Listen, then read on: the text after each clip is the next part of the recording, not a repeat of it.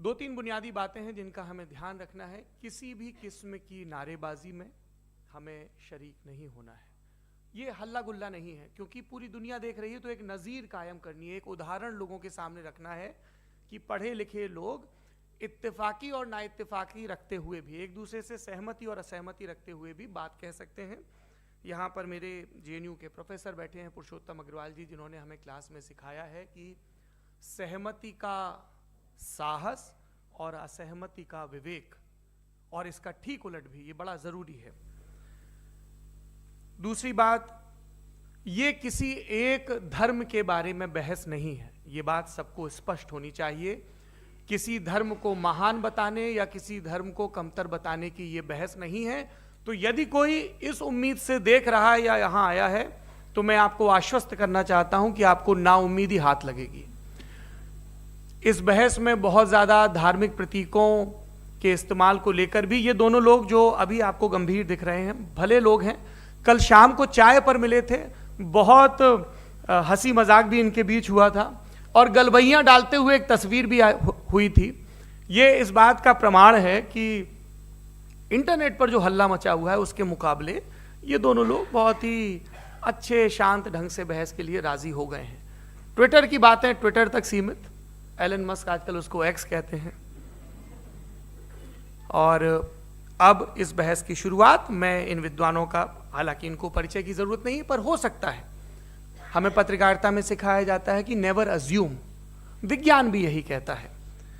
मुफ्ती smile Nadvi साहब Islamic विद्वान, शिक्षाविद हैं, कोलकाता के वाहियान फाउंडेशन के संस्थापक हैं, लखनऊ की प्रतिष्ठित दारुल उलूम नदवतुल उलमा से ग्रेजुएशन किया है, सोशल मीडिया और सार्वजनिक मंचों पर अध्यापन और बौद्धिक कामों में सक्रिय हैं, और इस समय इंटरनेशनल इस्लामिक यूनिवर्सिटी मलेशिया से PhD कर रहे हैं।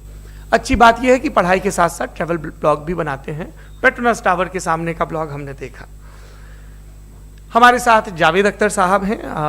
जावेद अख्तर साहब कवि हैं, शायर हैं, गद्य भी लिखते हैं, फिल्मों के लिए संवाद लिखे हैं, गीत लिखे हैं।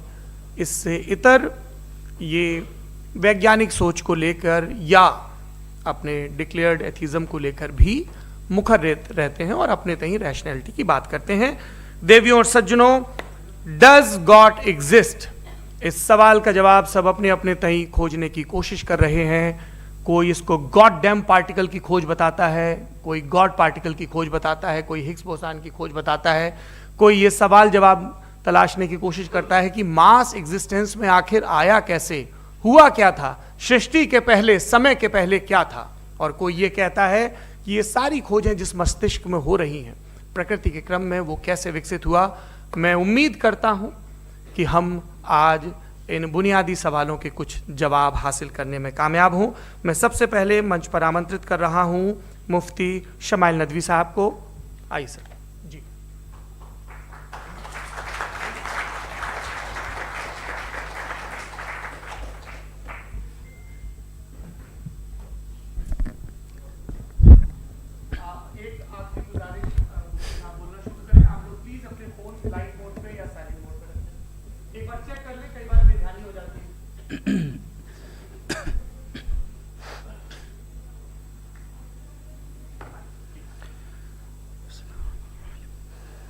तमाम तारीफ़ें उस क्रिएटर के लिए जिसने इस यूनिवर्स को एक मकसद के तहत पैदा किया है।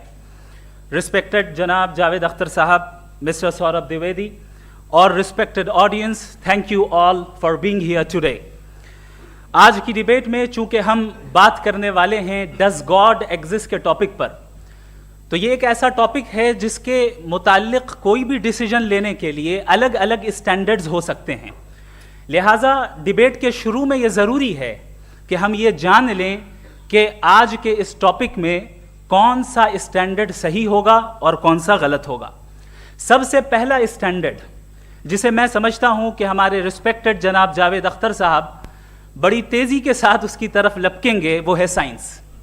जबकि साइंस दर हकीकत खुदा के एग्जिस्टेंस को डायरेक्टली साबित करने या उसके एग्जिस्टेंस को डिनाई करने के लिए स्टैंडर्ड नहीं बन सकती। और उसकी वजह क्या है, ये मैं नहीं कह रहा, ये वो लोग कह रहे हैं जो साइंस के एक्सपर्ट्स हैं। नेशनल एकेडमी ऑफ साइंस कहती है science doesn't have the processes to prove और disprove the existence of God. Why?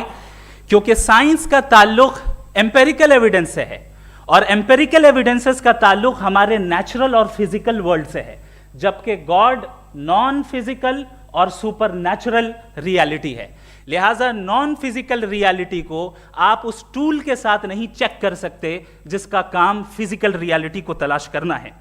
लिहाजा आज इस डिबेट में गॉड की एग्जिस्टेंस को साबित करने या उसे डिनाई करने में साइंटिफिक एविडेंस को एक्सेप्ट नहीं किया जाएगा। दूसरा स्टैंडर्ड हो सकता है रेविलेशन, कि रेविलेशन के जरिए हम यह साबित करें कि गॉड एग्जिस्ट करता है या नहीं। लेकिन यह स्टैंडर्ड भी आज इररेलेवेंट है। क्यों? क्योंकि रेविलेशन मेरे नजदीक सोर्स ऑफ नॉलेज है, वैलिड सोर्स ऑफ नॉलेज है, लेकिन हमारे जावेद अख्तर साहब के नजदीक ये वैलिड सोर्स ऑफ नॉलेज नहीं है। लिहाजा आज की डिबेट में मैं एक भी एविडेंस किसी भी मजहबी स्क्रिप्चर से नहीं दूंगा ताकि जावेद अख्तर साहब के लिए वो अनएक्सेप्टेबल ना हो। तीसरा जो मेयार हो सकता है वो है ऑब्जर्वेशन, कि भाई कोई कहे कि हमें खुदा दिखाओ, अगर है तो दिखाओ, या ये कि खुदा के एग्जिस्टेंस पर एम्पेरिकल एविडेंस दो, तो ये है दर हकीकत गलत टूल का इस्तेमाल करना। ये ऐसा ही है कि जावेद साहब मुझसे ये मुतालबा करें कि मुफ्ती साहब आप मेटल डिटेक्टर के जरिए प्लास्टिक डिटेक्ट करके दिखाएं। अब चूंकि प्लास्टिक डिटेक्ट नहीं हो पा रही है लिहाजा plastic does not exist. No, you are using the wrong tool. इस टूल से प्लास्टिक को डिटेक्ट नहीं किया जाता। लिहाजा मैं समझता हूं कि गॉड के एग्जिस्टेंस पर एम्पेरिकल एविडेंस का मुतालबा करना एक बचकाना मुतालबा है और हमारे रिस्पेक्टेड जनाब जावेद अख्तर साहब इस स्टेज से अब बहुत आगे निकल चुके हैं। अब बचता है एक ही स्टैंडर्ड, और वो स्टैंडर्ड है अक्ल, लॉजिक, रीजनिंग। और यही वो स्टैंडर्ड है जिसके तहत गॉड की एग्जिस्टेंस को साबित किया जाएगा या गॉड की एग्जिस्टेंस को डिनाई किया जाएगा। लेकिन चूंकि ये बहुत इंपॉर्टेंट और सेंसिटिव टॉपिक है, इसलिए लॉजिकल आर्ग्यूमेंट भी ऐसा होना चाहिए जो डेफिनेटिव हो, इनडेफिनेटिव ना हो, जो 2 और 2 4 की तरह बिल्कुल वाजे हो, जिसे लॉजिकली रिजेक्ट करना पॉसिबल नहीं हो। फॉर एग्जाम्पल हम कहें हमारे रिस्पेक्टेड मिस्टर सौरभ साहब, ये एक इंसान है और तमाम इंसान कॉन्शियस बीइंग है। लिहाजा नतीजा क्या निकला? हमारे सौरभ साहब भी कॉन्शियस बीइंग है। क्या ये इनडेफिनेट आर्ग्यूमेंट है या डेफिनेट आर्ग्यूमेंट है? ये डेफिनेट आर्ग्यूमेंट है। ये 2 और 2 की तरह वाजे है। इसमें किसी तरह जो है लॉजिकली इसको रिजेक्ट नहीं किया जा सकता। तो अगर आज हमारे जावेद अख्तर साहब ऐसी कोई अकली दलील और लॉजिकल एविडेंस दें खुदा के ना होने पर जो डेफिनेट भी हो, तो मैं ये ऐलान करता हूं कि यकीनन मैं उस एविडेंस को कबूल करूंगा और उस पर गौर करूंगा। लेकिन साथ में यह भी ऐलान कर देता हूं प्रेडिक्शन के तौर पर कि ऐसा कोई डेफिनेट आर्ग्यूमेंट कोई नहीं पेश कर सकता। दलील हम देंगे और डेफिनेटिव दलील देंगे, लॉजिकल दलील देंगे, ऐसी दलील देंगे जो एंटायर एथिस्टिक वर्ल्ड उसे रेफ्यूट नहीं कर सकती। चलें अब हम एक एग्जाम्पल सोचते हैं, एक सिनेरियो, सिंपल सिनेरियो। तमाम ऑडियंस से गुजारिश है, हम और आप एक आइसोलेटेड आइलैंड पर हैं, ऐसा आइलैंड जहां पे हमसे पहले कोई कभी नहीं गया। चलते चलते आपके सामने अचानक आपने देखा एक पिंक कलर की बॉल पड़ी हुई है। सबसे पहला सवाल आपके जहन में क्या आएगा कि ये बॉल यहां क्यों आई, कैसे आई, ये पिंक कलर की ही क्यों है? कोई और कलर भी हो सकता था। ये इसी शेप में क्यों है? कोई और शेप भी हो सकता था। नेचुरली आप इस तरफ पहुंचेंगे कि कोई ना कोई है जिसने इन स्पेसिफिक प्रॉपर्टीज के साथ इस बॉल को बनाया है और यहां पे रखा है। चूंकि आप जानते हैं कि ये जो बॉल है इसका एग्जिस्ट करना जरूरी नहीं है, ये एग्जिस्ट कर भी सकती थी, नहीं भी कर सकती थी, और एग्जिस्ट करना ही था तो किसी और फॉर्म में करती, किसी और कलर में करती। अब आप इस बॉल को एक्सपैंड करते चले जाएं, एक्सपैंड करते चले जाएं, एक्सपैंड करते चले जाएं, यहां तक कि ये बॉल यूनिवर्स के साइज की हो जाए। बताइए कि क्या साइज के बढ़ जाने से सवाल बदल जाएगा? हरगिज नहीं बदलेगा। अभी भी सवाल रहेगा, ये यूनिवर्स कहां से आया, इन स्पेसिफिक प्रॉपर्टीज के साथ कहां से आया, क्यों आया, किसने बनाया, यह सवाल उस वक्त भी वैलिड रहेगा। लेकिन यह सवाल अगर हम जनाब जावेद अख्तर साहब से करें तो चूंकि इनका वर्ल्ड व्यू एथिस्टिक है, और सिर्फ इनका नहीं, मतलब जितने भी एथिस्ट हैं और एथिस्टिक वर्ल्ड व्यू को रखने वाले से अगर आप ये सवाल करें कि ये यूनिवर्स कहां से आया, तो इनका जवाब या तो आर्ग्यूमेंट फ्रॉम इग्नोरेंस होगा या डॉगमेटिक होगा। या तो ये कहेंगे कि मुझे नहीं पता कि ये कहां से आया, लिहाजा गॉड डज नॉट एग्जिस्ट, ये आर्ग्यूमेंट फ्रॉम इग्नोरेंस है, या ये कहेंगे कि ये यूनिवर्स खुद ब खुद बन गया। इसका मतलब ये है कि उस बॉल को भी खुद ब खुद बन जाना चाहिए, लेकिन बॉल के ताल्लुक से ये एक्सप्लेनेशन एक्सेप्ट नहीं की जाएगी कि ये खुद ब खुद बन गई, लेकिन यूनिवर्स के ताल्लुक से कर दिया जाएगा। इसे हम दूसरे अल्फाज में डॉगमा भी कह सकते हैं।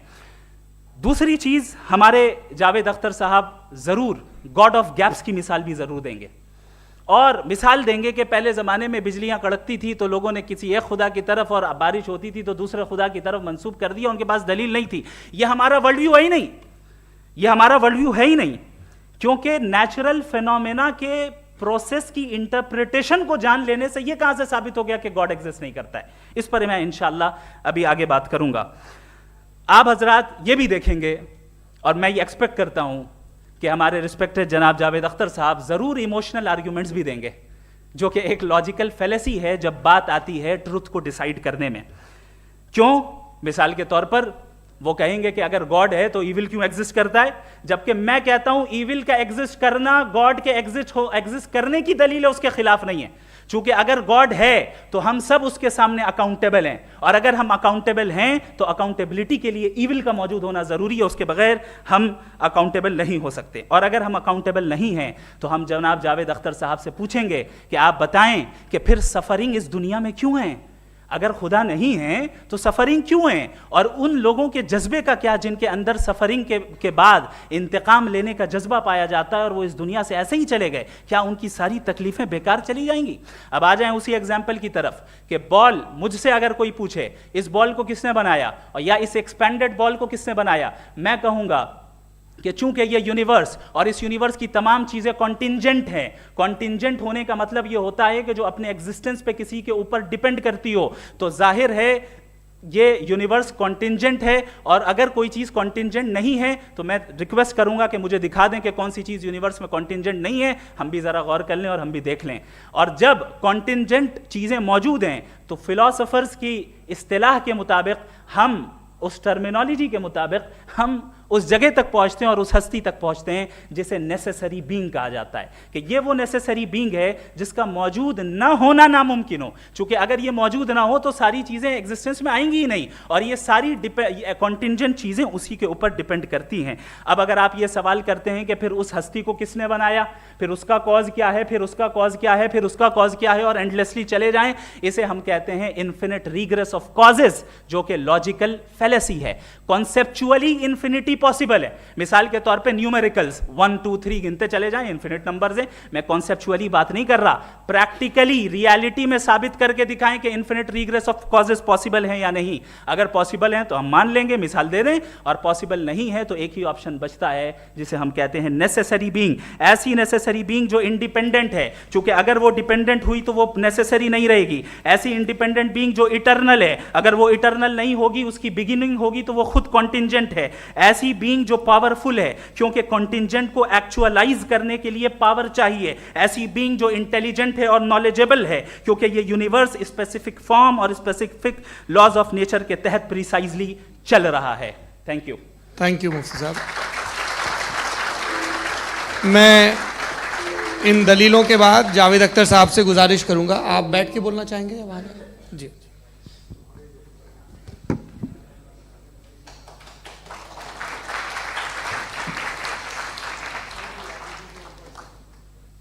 पहले तो मैं मुफ्ती साहब को एक अच्छी खबर देना चाहूँगा कि मेरी नॉलेज साइंस के बारे में बड़ी मामूली है, तो आप फिक्र ना करें उसकी, लेकिन कुछ कॉमन सेंस है मुझ में।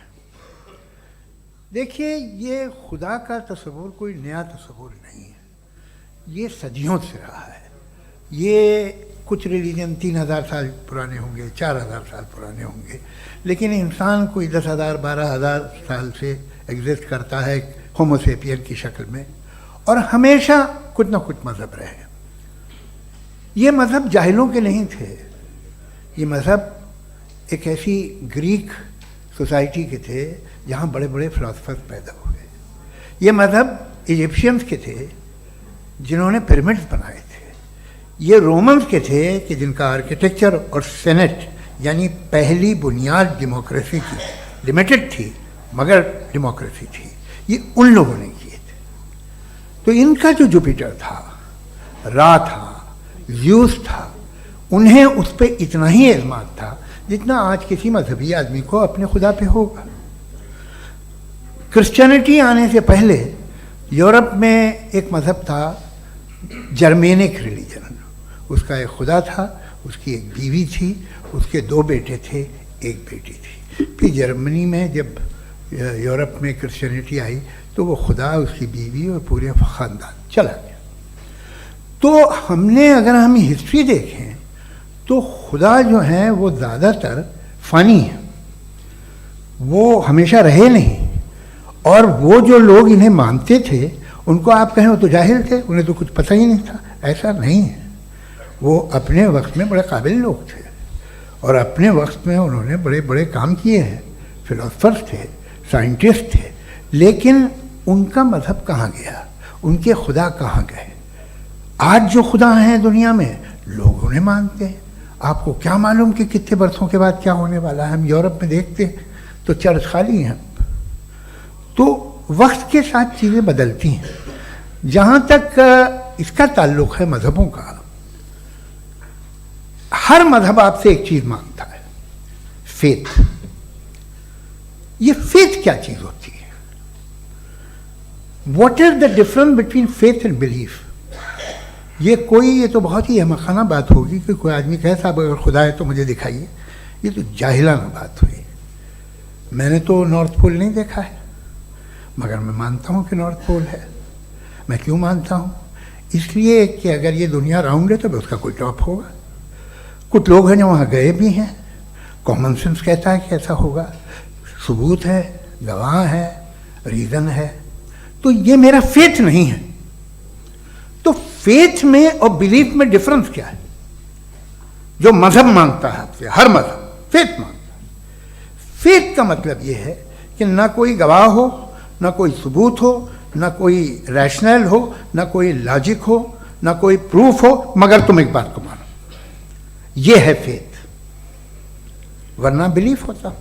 अगर इसमें कुछ भी सबूत होते, गवाह होते, तो फिर इसे आप बिलीफ कहते। जैसे मेरा बिलीफ है कि नॉर्थ पोल है, मेरा फेथ थोड़ी है। फेथ इन तमाम शर्तों को रद्द करता है। तो फिर स्टुपिडिटी क्या है? अगर मैं एक बात ऐसी मानूं जिसकी ना कोई लॉजिक है, ना कोई रैशनल है, ना कोई प्रूफ है, ना कोई गवाह है, ना कोई सबूत है, और मैं उसे मानूं, तो ये स्टुपिडिटी हुई। इसे ही भाई कल को मैं यकीन कर लूँ कि एलॉन मस्क जो है मेरा भाई है, तो मुझे इंतहाई खुशी होगी, सुकून भी बहुत मिलेगा मुझे। लेकिन और कहे भाई क्यों मानते हो, क्या सबूत है भाई, वो तो अमेरिकन है और तुम तो इंडियन हो, वो तो नस्ल अलग है, तुम्हें कभी मिले भी नहीं।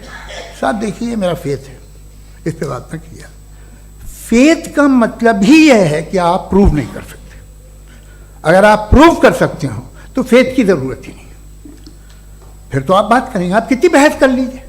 अल्टीमेटली दुनिया का हर मजहब फेथ पे टिका है, और फेथ का मतलब है एक ऐसा यकीन जिसका कोई सबूत, कोई गवाह, कोई रैशनल नहीं। अब आप ये कहें, क्या आप ये क्यों कह रहे हैं कि साहब ये कायनात किसने बनाई? कमाल ये है कि आपने बताया कि एक आइलैंड पर गए और एक बॉल देखी। आपने ये नहीं कहा कि आइलैंड किसने बनाया, आपको सिर्फ बॉल पे हैरत हुई। हमने आइलैंड पे हमने हैरत नहीं की, होते हैं आइलैंड। इसी तरह ये आइलैंड है, सितारे, ये गैलेक्सीज, ये सब आइलैंड हैं, खला में। हम उन्हें टेकन फॉर ग्रांटेड लेते हैं, हम पूछते नहीं किसने बनाए। आपने जजीरे के बारे में भी नहीं पूछा है। मेरी पैदाइश कैसे हुई? क्या मैं प्लान पैदा हुआ था? I was plan to be born, या एक लकी स्पर्म था जो किसी एक से चिपक गया? मेरी पैदाइश रैंडम। और इंसाफ जिसे आप कहते हैं, इंसाफ का तो नेचर से कोई वास्ता ही नहीं है। जो आप कहते हैं कि एक दिन इंसाफ मिलेगा, इंसाफ is a human concept, nature में कोई इंसाफ नहीं। अगर शेर हिरन को खा जाता है तो उसे कोई सजा नहीं मिलती। अगर एक आंधी आती है और हरे भरे पेड़ों को उखाड़ के फेंक देती है तो आंधियों की जेल नहीं होती है। नेचर में इंसाफ नहीं, इसलिए मुझे नेचर को इंसाफ की जरूरत भी नहीं। नेचर तमाम एक है। अब हम कहें कि साहब ये देखिए जो मैंने खाना खाया था ये मेरी आँख तो नहीं यूँ कर दिया उसे, तो इसे सज़ा मिलनी नहीं, वो सिस्टम है, ऐसे ही चल रहा है। नेचर बगैर इंसाफ के है। इंसाफ इज अ ह्यूमन कॉन्सेप्ट। तो जो आपसे कहता है कि मैं तुम्हें इंसाफ दूंगा, वो इंसानी जहन की पैदावार है। ये नेचुरल है ही नहीं, ये आसमानी है ही नहीं। नेचर का तसव्वुर, इंसाफ का तसव्वुर। भाई आप साथ मिलते हैं, अब आप लेफ्ट हैंड ड्राइव कर लें, ये क्या है?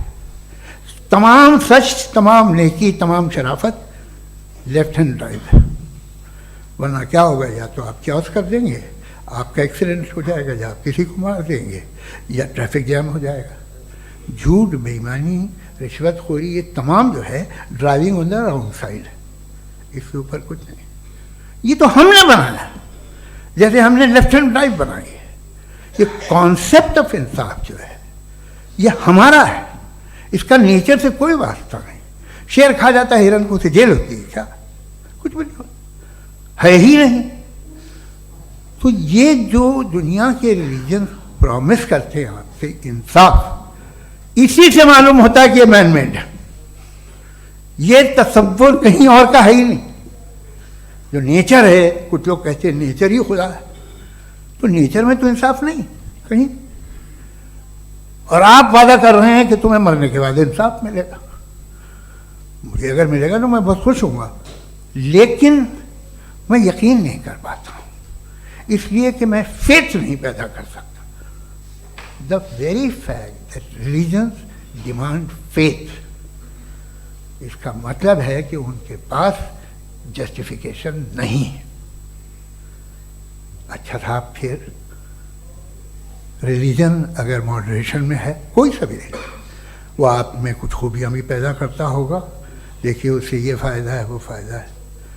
अल्कोहल जो है वो ज़्यादातर दवाओं में यूज़ होती है, और एक सर्वे किया गया था अमेरिका में कि लॉन्जिटिविटी किन लोगों की है।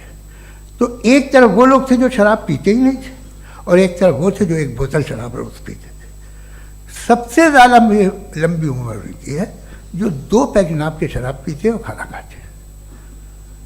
मगर हम शराब को बुरा समझते हैं, मैं भी बुरा समझता हूँ। क्यों?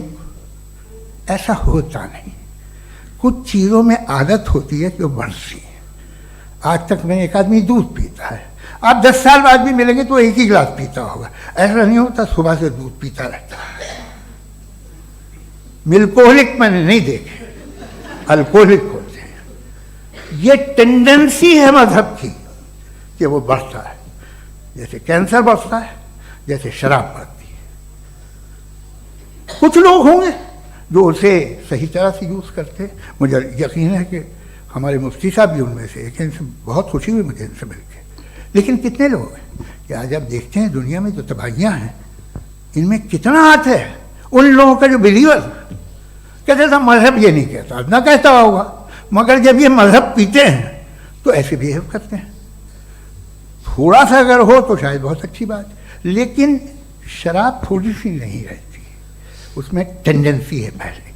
थोड़ा सा अगर 2-3 कैंसर के सेल हो ना बॉडी में तो आदमी स्लिम रहेगा, लेकिन वो 2-3 सेल नहीं रहते, वो मल्टीप्लाई होते हैं।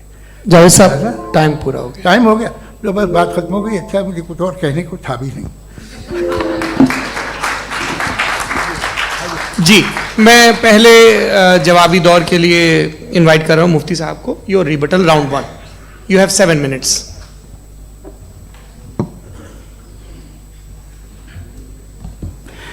Thank you very much Javed साहब। आपकी बात को सुनकर बड़े महजूज हुए हम लोग। महजूज, do you understand? We enjoyed. Okay, अब थोड़ा सा लॉजिकली उसको हम लोग ये देखते हैं। दरअसल हम लोगों ने कल गुजारिश की थी मुफ्ती साहब से भी, जावेद साहब से भी, कि हिंदुस्तानी ज़बान आम फहम सबको समझ में आ जाए और जहाँ कहीं आप मुश्किल शब्द इस्तेमाल करें वहाँ बताते भी चलें। Thank you. तो सबसे पहले हमारे रिस्पेक्टेड जावेद साहब ने हवाला दिया कि खुदा फानी है, कितने मजहब आगे चले गए, किसी ने जुपिटर को खुदा माना, किसी ने किसी को माना। मैं कहता हूं जिसने कॉन्टिंजेंट चीज को खुदा माना, गलत माना, वो खुदा ही नहीं, वो खुदा ही नहीं है।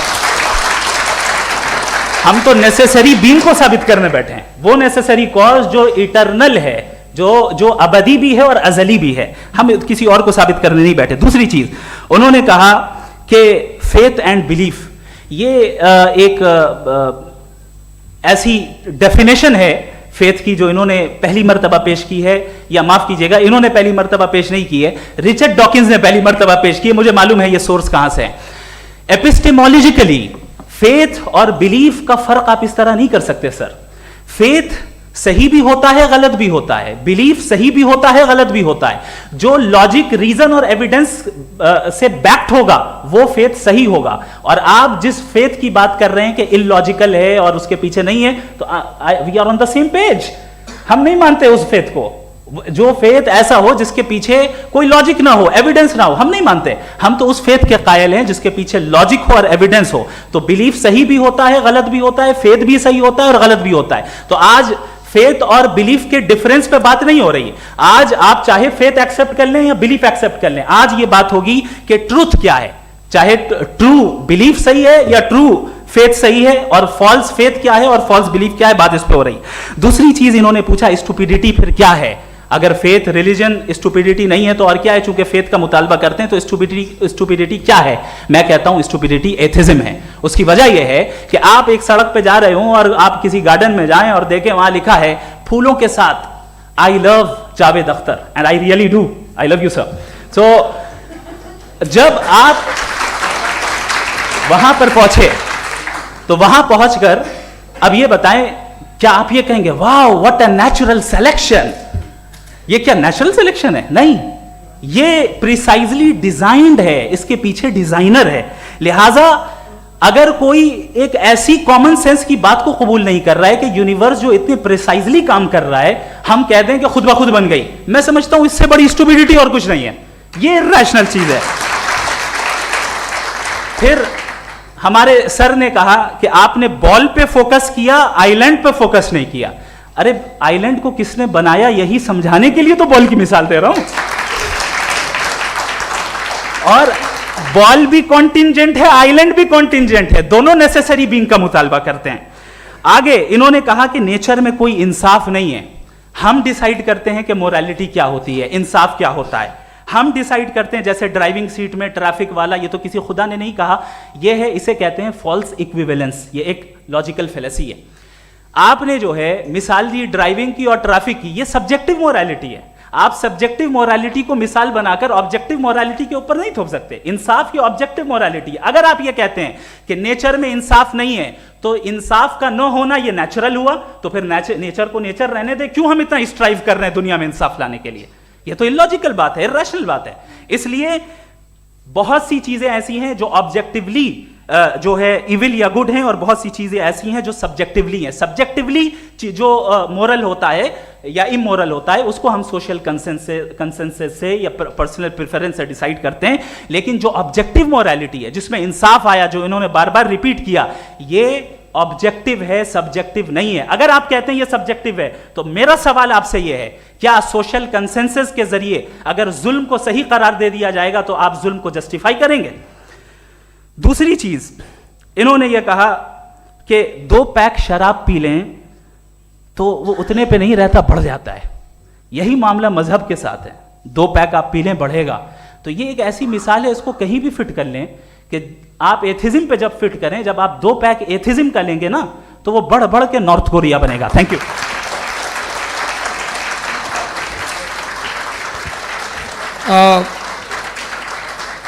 फर्स्ट राउंड की रिबटल के लिए मैं जावेद साहब को इनवाइट कर रहा हूं। आपके पास 7 मिनट का वक्त है, रीसेट कर दीजिएगा प्लीज।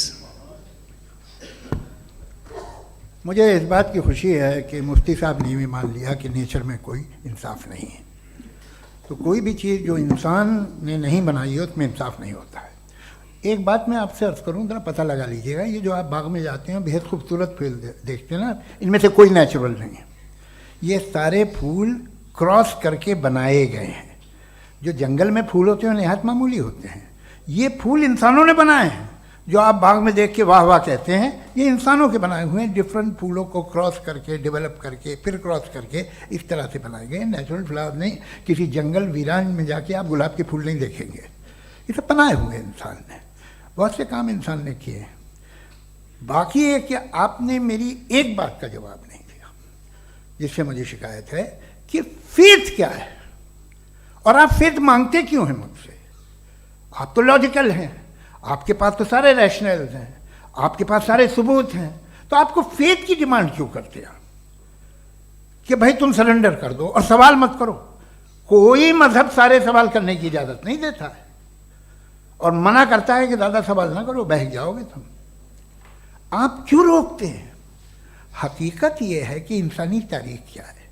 इंसानी तारीख ये है कि दुनिया में दो तरह के लोग हुए हैं। एक वो जिन्होंने अपनी लाइल्मी की परस्तिश की है, दूसरे वो जिन्होंने अपनी इग्नोरेंस या लाइल्मी से झगड़ा किया है और मालूम किया है कि क्या है। ये जो आप कह रहे हैं, आज आप हैरान हैं कि भाई ये यूनिवर्स कैसे बनी। लोग हैरान थे कि सूरज डूबता है तो इधर से कैसे निकलता। और आप एक कदम जाके हमेशा का मानने को तैयार है, एक कदम पीछे ही मान जाइए। भाई आप इसके बाद जाते हो, कहते सवाल ना करना कि ये कहाँ से आया, ये पावर तो हमेशा से हमेशा रहेगी। तो आप यूनिवर्स के बारे में मानने में क्या तकलीफ है? एक कदम पहले रुक जाइए, ये हमेशा से थी या नहीं थी हमें मालूम नहीं है। और ये कहना कि हमें मालूम नहीं है, कमाल ये है कि दुनिया के सारे मजहब सब जानते हैं ये दुनिया कैसे बनी थी, कैसे मिटेगी, मरने के बाद क्या होगा, इनको सब इल्म है। इनको किसी को डायनासोर होते थे पहले ये नहीं पता था, किसी को नहीं पता। किसी भी दुनिया की मजहबी किताब में डायनासोर का जिक्र नहीं है। लेकिन बाकी सब बातें, how to make universe in 4 easy lessons and बाकी सब पता है। जिसको सब पता है वो गड़बड़ है। हम में ये इंकिसार, ये ह्यूमिलिटी होनी चाहिए कि हम ये कहें कि हमें ये बहुत सारी बातें नहीं मालूम, लेकिन हम उनकी परस्तिश ना करना, अपनी लाइल्मी को की परस्तिश ना करें, हम उसे पता लगाने की कोशिश करें। जिस दुनिया में आप बैठे हैं सर, ये हॉल जो है, ये इलेक्ट्रिसिटी जो है, ये माइक जो है, जिस हवाई जहाज से आप आए थे, वो जिस कार से आप यहाँ आए हैं, ये सब उन लोगों की बनाई हुई है जिन्होंने सवाल किए थे। ये दुनिया जिसमें आप आज आराम से हैं, ये उन लोगों की बनाई है कि जिन्होंने सवाल किए थे। और हर स्टेज पे इन सवालों को मकरूह कहा गया था, गलत कहा गया था। आप जरा तारीख पढ़िए, एक बड़ी दिलचस्प किताब है बर्ट्रैंड रसेल की, जिसमें उसने रिलीजन एंड साइंस कि कब से रिलीजन जो है साइंस के अगेंस्ट है। और हद तो यह है कि भाप के इंजन के खिलाफ थे, स्टीम इंजन के भी खिलाफ थे, और फतवे हुए उन पर, वेटिकन ने दिए। तो ये हमेशा, अभी जैसे ही ये राइट विंगर आते हैं अमेरिका में पावर में, तो वो जो अपना ये क्या बोलते हैं उसे, सीड क्या वर्ड है, सीड क्या जो, हाँ नहीं सीड जो होते हैं जिन पे जी नहीं भाई, वो जो ह्यूमन बॉडी के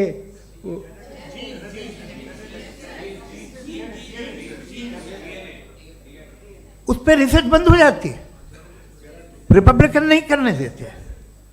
अरे भाई इतना डर क्या है तुम्हें? एक ज़माने में बहुत नाराज थे ये सारे मजहबी लोग कि ये इंसान तो इंसान बनाने की कोशिश कर रहा है। आपको क्या तकलीफ भाई, बना ले तो बना लेने दो, ये खौफ क्या है? और ये सब आज जो आप कह रहे हैं नामुमकिन है, ये कैसे हुआ? मुझे एक किस्सा याद आता है। जब मैं 6ठी क्लास में था तो मैं मैथमेटिक्स में बहुत वीक था, तो एक टीचर रख दिया गया, उसने 1 2 3 4 5 6 7 को सिखा दिया मुझे। वो दिन मैं भूल नहीं सकता हूँ मुफ्ती साहब, जिस दिन उसने ये बताया कि 1/2 क्या होता है और 3/4 क्या होता है। मुझे ऐसा लगा कि मेरा सर बीच से फट जाएगा। यह आदमी कह रहा है कि जो दीवार के अंदर जाओ वॉक करते हुए। आज हंसता हूँ मैं इस बात पे। तो आज जो बातें आपके जहन से बिल्कुल परे हैं और आप हैरान होते उन्हें देख के, एक वक्त आएगा कि मामूली लगेंगे। और हुआ है, आपकी इंसानी तारीख ही है। इतनी जल्दी सारे फैसले आप मत कर लीजिए, थोड़ा ये ह्यूमिलिटी रखिए कि भाई ये हमें नहीं मालूम। ये कहने में क्या आ रहा है?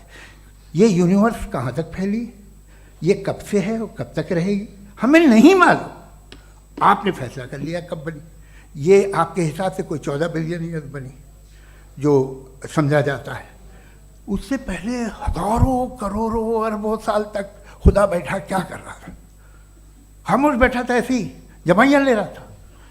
फिर उसे आइडिया आया, यार एक काम करते, वक्त अच्छा गुजर जाएगा, यूनिवर्स बनाते। सोचिए, वो तो हमेशा से है ना, मगर यूनिवर्स हमेशा से नहीं है, ये तो बनाई गई है। और उससे पहले क्या था, इनका क्या काम था? कैसी बात है, ये बड़ा आसान है। जो बात हमें आज धीरे धीरे पता चली है, बरसों 2000 और 2500 साल पहले आपको किसी ने बता दिया कि क्या था, आप मान गए, और तब से वही मान रहे हैं जो 2500 साल पहले कहा गया था। सब कुछ बदल गया है, सॉल्व हो रही हैं चीज़ें। अभी साइंस बिल्कुल दावा नहीं करती, या कोई फिलोसफर ये दावा नहीं करता कि हमें सब मालूम, बल्कि वो कहता है कि हमें जितना मालूम होता है उससे ये मालूम होता है कि हमें कितना कम मालूम। तो हम अपनी जहालत से लड़ें, उसकी परस्तिश ना करें। जी, टाइम है। Thank you so much. मैं तर्कों की श्रृंखला में राउंड 2 के लिए मुफ्ती साहब को आमंत्रित कर रहा हूँ। आपके पास एक बार फिर से 7 मिनट का वक्त है। शुक्रिया। जनाब जावेद अख्तर साहब कई मर्तबा दोहरा रहे हैं कि फेथ का मतलब बताइए, फेथ का मतलब बताइए। मैंने बता दिया, फेथ सही भी होता है, गलत भी होता है। और आज हम फेथ पे बात नहीं कर रहे, हम ट्रूथ और डज गॉड एग्जिस्ट पे बात कर रहे हैं। क्या डज गॉड एग्जिस्ट, ये ट्रूथ यानी गॉड है या नहीं है, इसमें से दोनों ट्रूथ क्या है। अब आप उसे फेथ कह लें, बिलीफ कह लें, नॉट माई बिजनेस। उसके बाद आपने कहा कि भाई सवाल करने से मजहब रोकता है। मैं कहता हूं जो रोकता है वो रोकता होगा, मैं नहीं रोकता, बल्कि सवाल करें, सवाल करना चाहिए। सवाल कर करके तो हम आगे बढ़ते हैं, तरक्की करते हैं, और इसीलिए मैं आज यहां पे आया हूं। लेकिन सवाल सिर्फ खुदा से नहीं होगा, आपसे भी होगा। सवाल एथिज्म से भी होगा, सवाल सिर्फ मजहब से नहीं होगा, सबसे होगा। और आज मैं सवाल करूंगा और उम्मीद है कि आप जवाब देंगे। अभी तक आपने वैसे कॉन्टिंजेंसी आर्गुमेंट का कोई जवाब नहीं दिया। चलें, आपने कहा यूनिवर्स के बारे में इटर्नल क्यों नहीं बोल देते। ये चूंकि लॉजिकली पॉसिबल ही नहीं है कि यूनिवर्स इटर्नल हो। यूनिवर्स एक कॉन्टिंजेंट चीज है जो टाइम एंड स्पेस के पाबंद है, टाइम एंड स्पेस से बाउंड है।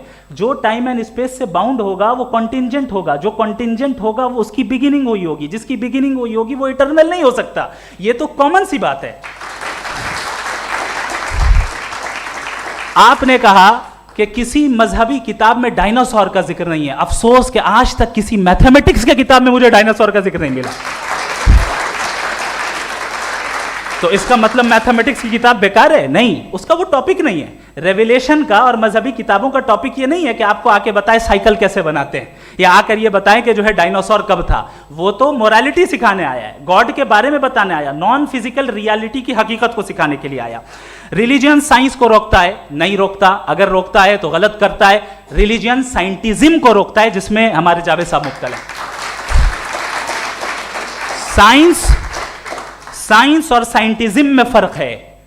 साइंटिज्म यह है कि आप समझें कि साइंस और साइंटिफिक मेथोडोलॉजी ये नॉलेज को हासिल करने का वाहिद सोर्स ऑफ नॉलेज है। यह है साइंटिज्म। हम इसे रिजेक्ट करते हैं। हम साइंस को तो तरक्की करते हैं, भाई आप हमारी पूरी तारीख कर लें, पढ़ लें तो आपको पता चल जाएगा। बहरहाल ये अलग टॉपिक है। उसके बाद इन्होंने एक लफ्ज कहा, वेटिकन ने फतवा दिया। वेटिकन का फतवे से कोई ताल्लुक नहीं है, दोनों कॉन्ट्राडिक्टरी अल्फाज हैं। उसके बाद उन्होंने कहा कि भाई हमें नहीं मालूम। अगर नहीं मालूम तो क्लियरली कह देना कि नहीं मालूम है, इसमें क्या हर्ज है। तो वही तो मैं कह रहा हूं ना कि आप कह दें कि नहीं मालूम, लेकिन क्लेम क्यों कर रहे हैं कि गॉड एग्जिस्ट नहीं कर रहा है। आप कह दें नहीं मालूम है, हो सकता है हो सकता ना हो, लेकिन आप क्लेम कर रहे हैं। The moment you say God does not exist, this is a claim. And now the burden of proof is upon you too, जैसे हमारे ऊपर है। और क्यों है मैं बताता हूं, क्यों है ये भी मैं बताता हूं। फिलोसॉफिकली जो क्लेम होता है ना, सिर्फ ये नहीं होता कि इंसान कहे पॉजिटिव क्लेम करे और नेगेटिव क्लेम करे तो बर्डन ऑफ प्रूफ नहीं है। आप मिसाल के तौर पे मैं कहूं कि फुला उस कमरे में कोई नहीं है, मैंने एक नॉलेज का क्लेम किया है, उस कमरे में कोई नहीं है, मैंने एक नॉलेज का क्लेम किया। या तो मैं कहूं मुझे नहीं पता, हो भी सकता है नहीं भी हो सकता है, this is not a claim. लेकिन जब मैं कह रहा हूं कि वहां कोई नहीं है या मैं कह रहा हूं वहां कोई है, दोनों क्लेम है और दोनों के ऊपर बर्डन ऑफ प्रूफ है। हमारे ऊपर भी बर्डन ऑफ प्रूफ है, मैंने कंटिजेंसी आर्ग्यूमेंट दिया, इसे तोड़कर दिखाइए। आखिरी चीज, इन्होंने कहा कि खुदा दुनिया बनाने से पहले 150 साल पहले या करोड़ों साल पहले क्या कर रहा था। अरे हजरत, चलें बहरहाल मैं जवाब दे देता हूं, आप हमारे रिस्पेक्टेड पर्सनालिटी हैं, अगर आप नहीं होते तो मैं ऐसे एंटरटेन ही नहीं करता। टाइम, ये 100 साल पहले या 100 साल बाद, पहले बाद में अभी, ये वो अल्फाज हैं जिनका ताल्लुक टाइम से है। टाइम शुरू ही हुआ है यूनिवर्स की बिगिनिंग के बाद, तो उसके पहले खुदा क्या कर रहा था, सवाल इलॉजिकल है, ये फेलेसी है। यानी आप ये कह रहे हैं कि यूनिवर्स के बनने से पहले खुदा क्या कर रहा था, टाइम के बनने से पहले, पहले का ताल्लुक टाइम से, टाइम उस वक्त था ही नहीं, तो ये सवाल ही इनवैलिड है खुदा के ताल्लुक से। दूसरी चीज, आर्ग्यूमेंट ऑफ कंटिजेंसी जो मैंने आपके सामने पेश की है, आपने बार बार ये प्रूफ किया और ये कह रहे हैं कि गॉड ऑफ गैप्स। देखिए पहले नहीं मालूम था, साइंस ने कर दिया। सिंपल्स की मिसाल से मैं समझा देता हूं। जिस गैप्स की आप बात कर रहे हैं ना, साइंस उन गैप्स को जिन चीज के जरिए भी प्रूव करेगा वो कॉन्टिंजेंट ही होगा, अब चाहे वो फोर्स हो, मैटर हो या एनर्जी हो। लिहाजा सवाल हमारा उस वक्त भी वैलिड होगा जब तक कि आप नेसेसरी बीइंग पे ना आ जाएं, और इन्फिनिट रिग्रेस पॉसिबल नहीं है of causes in practical world, तो जाहिर है कहीं रुकना पड़ेगा, जहां रुकेंगे वही खुदा है। दूसरी चीज, आपने ये क्या कह रहा था मैं, किस पॉइंट को? What? Oh no, after that. Just now. हाँ, जहां रुकेंगे वही खुदा है। बहरहाल, तो टाइम का जिक्र हो गया, गॉड ऑफ गैप, सॉरी, या इसकी एक मिसाल आप ले लें। एक कार है, एक साहब ने देखा कि भाई कार जो है उसके व्हील्स कितने अच्छे लगे हुए हैं सही जगह पे, स्टीयरिंग जो है कितने अच्छे जगह पे लगी हुई है, और सीट्स कितने वेल डिजाइंड है, कितनी प्रिसाइजली ये कार काम कर रही है, तो जरूर कोई ना कोई इसे क्रिएट किया है, किसी ने क्रिएट किया है। अब जावेद साहब आए और कहे अरे जनाब बोनेट खोलिए, इसमें इंजन है, इंजन इस कार को चला रहा है, hence prove no one has created the car. This is illogical, this is irrational. आपने इंजन के जरिए उस गैप को तो साबित किया, लेकिन क्या उससे कार की जो क्रिएशन है और उसका जो क्रिएटर है ये इम्पॉसिबल हो जाए, ऐसा पॉसिबल है? उसका सवाल खत्म हो जाए, ऐसा पॉसिबल है? नहीं। आपने गैप्स को फिल करके, कॉन्टिंजेंट चीजों से गैप्स को फिल करके हमारे ऑब्जर्वेशन को और ब्रॉड कर दिया। अब हमें और पता चल गया कि ये जो कार है इसका सिस्टम कितना ज्यादा कॉम्प्लेक्स है। पहले कम समझते थे, अब कॉम्प्लेक्सिटी और ज्यादा वाजे हो गई। अब हमें समझ में आ रहा है कि हमारी सर्टेनिटी और बढ़ गई कि जरूर इस कार को किसी ना किसी ने बनाया। यही मामला यूनिवर्स का है। साइंस हमेशा फिजिकल वर्ल्ड की चीजों को ही फिल करती जाएगी और फिजिकल चीजों से ही करती जाएगी, चूंकि एम्पेरिकल एविडेंस का ताल्लुक फिजिकल वर्ल्ड से है। आप साइंस के जरिए मेटाफिजिकल रियलिटी को कभी साबित नहीं कर सकते। ये रॉन्ग टूल का इस्तेमाल करना है। ये वही काम है कि आप मेटल डिटेक्टर से प्लास्टिक डिटेक्टर करने चलें, जो कि जाहिर है सही नहीं है। Thank you.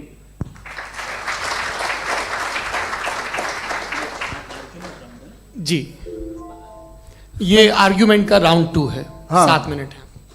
पहले तो मैं आपसे अर्ज करूं कि आपने कहा कि जब कायनात ही नहीं थी तो वक्त भी नहीं था, कुछ भी नहीं था। कैसे नहीं था? खुदा था, एक एग्जिस्टेंस तो था ना खुदा का। तो जब खुदा था तो वक्त भी होगा। ऐसा नहीं है कि कुछ भी नहीं था, खुदा था। अच्छा, बाकी एक आपने कहा साहब आप साबित कीजिए, आपके पास भी लॉजिक है या मेरे पास भी लॉजिक है। आप मेरा जिम्मेदारी नहीं है साबित करना कि खुदा है। बर्टन रसल ने बड़ी अच्छी बात कही। बर्टन रसल ने बड़ी अच्छी बात कही। मैं आपसे अगर ये दावा करूं कि एक चाय की केतली मरीख के चारों तरफ घूम रही है, मार्स के चारों तरफ, तो ये आपका काम नहीं है कि आप साबित करें कि कोई चाय की केतली नहीं है। ये मेरा काम है, मैंने दावा किया है। ये दावा तो मजहबी लोग करते हैं कि खुदा है, मैं क्यों साबित करूं कि नहीं है? जब तक आप मुझे कन्विंस नहीं कर देंगे मैं नहीं मानूंगा। आपकी जिम्मेदारी है, मेरी जिम्मेदारी नहीं है। दोयम ये कि ये जो आप कह रहे हैं, जो गैप्स हैं, ये गैप जब जब किसी मजहब को चैलेंज करते हैं, जब ऐसा कोई बात आती है तो हंगामा हो जाता है कि जब वो चैलेंज करें किसी फेथ को। ये तमाम साइंस जो है इसे मुख्तलिफ जगहों पे मुख्तलिफ वक्तों में मज़हब ने रोकने की कोशिश की है। ये किताब है religion and science Bertrand Russell की, पढ़िएगा, अच्छी लगेगी आपको। तारीख़ ही है साइंस, मज़हब की साइंस से उसका यही रिश्ता है।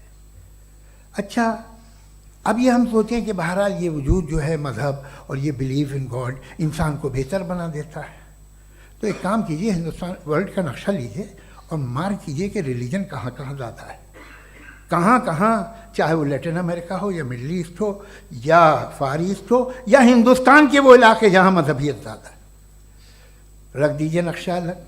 अब दूसरा नक्शा कि कहाँ कहाँ नाइंसाफ़ी, रिप्रेशन, औरतों के हुकूक की पामाली, जुल्म, डिक्टेटरशिप कहाँ है, नक्शा एक ही होगा। तो आप मुझे बताएं कि जो इसका तरकीब इस्तेमाल क्या है, खुदा का तरकीब इस्तेमाल तो बताइए। आप छोटी सी दवा सड़क पे बेचते हैं उसकी भी तरकीब इस्तेमाल बताते हैं। इसके इस्तेमाल से तो फ़ायदा नहीं हुआ किसी को। जो सारे के सारे ख़राब मुल्क हैं, ख़राब समाज है, वो सारे जुल्म खुदा के नाम पे करते हैं। वो गलत करते हैं, सही करते हैं, मुझे क्या लेना देना उससे। इस्तेमाल से मालूम होता ना। एक विस्की की बोतल कभी शायद देखी हो आपने, लाल रंग की होती है, उस पर रोशनी और छपड़ा इंतहाई खूबसूरत लगती है, क्या बिगाड़ रही है किसी का? उसका इस्तेमाल गलत है, इसलिए आप उसे नापसंद करते हैं। इसका इस्तेमाल गलत है, इस तसव्वुर का इस्तेमाल ही गलत है और हमेशा से गलत हुआ है। आप देख लीजिए, इंसानी तारीख देख लीजिए, आज देख लीजिए, हिंदुस्तान देखिए, दुनिया देख लीजिए, क्या हो रहा है। इसे कैसे इस्तेमाल कर रहे हैं फेथ वाले लोग? क्या फेयर हैं, जस्ट हैं, जो अपने खुदाओं पे यकीन रखते हैं? वो किस तरह के लोग हैं? वो लोगों को इंसाफ देते हैं, वो बेहतर इंसान बने। तो इस दवा का फ़ायदा क्या है? चलो बहुत फ़ायदा हो रहा तो मैं इस्तेमाल कर लूँगा, मुझे तो इस दवा का कोई फ़ायदा दिखता ही नहीं।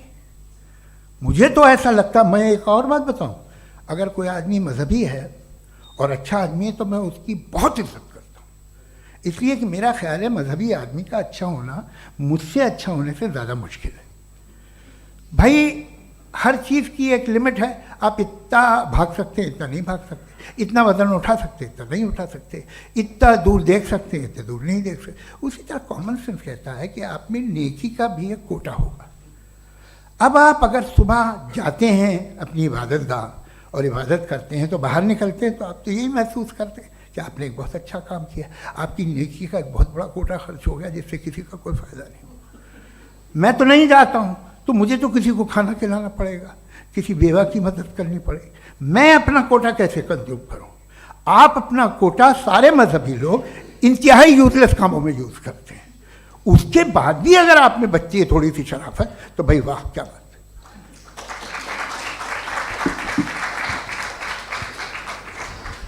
एक तो मुझे ये बात बहुत अच्छी लग रही है कि दोनों ही विद्वान समय को मानते हैं और बहुत समय से अपनी दलीलें और बाज़ दफ़ा समय से पहले अपनी तकरीरें पूरी करके अपनी अपनी कुर्सी पर बैठ रहे हैं। ये इस आर्ग्यूमेंट का राउंड 2 पूरा हुआ। अब रिबटल का राउंड 2 है और उसके बाद क्रॉस एग्जामिनेशन होगा। नहीं, आपका आर्ग्यूमेंट हो गया सर। हमारे यहाँ स्कूल के सिलेबस में पंच परमेश्वर कहानी पढ़ाई जाती है, प्रेमचंद जी की लिखी हुई। आप निश्चिंत रहिए, आपके कोई राउंड में मिस नहीं होने दूंगा। रिबटल का राउंड 2, मुफ्ती शमाइल नदवी साहब।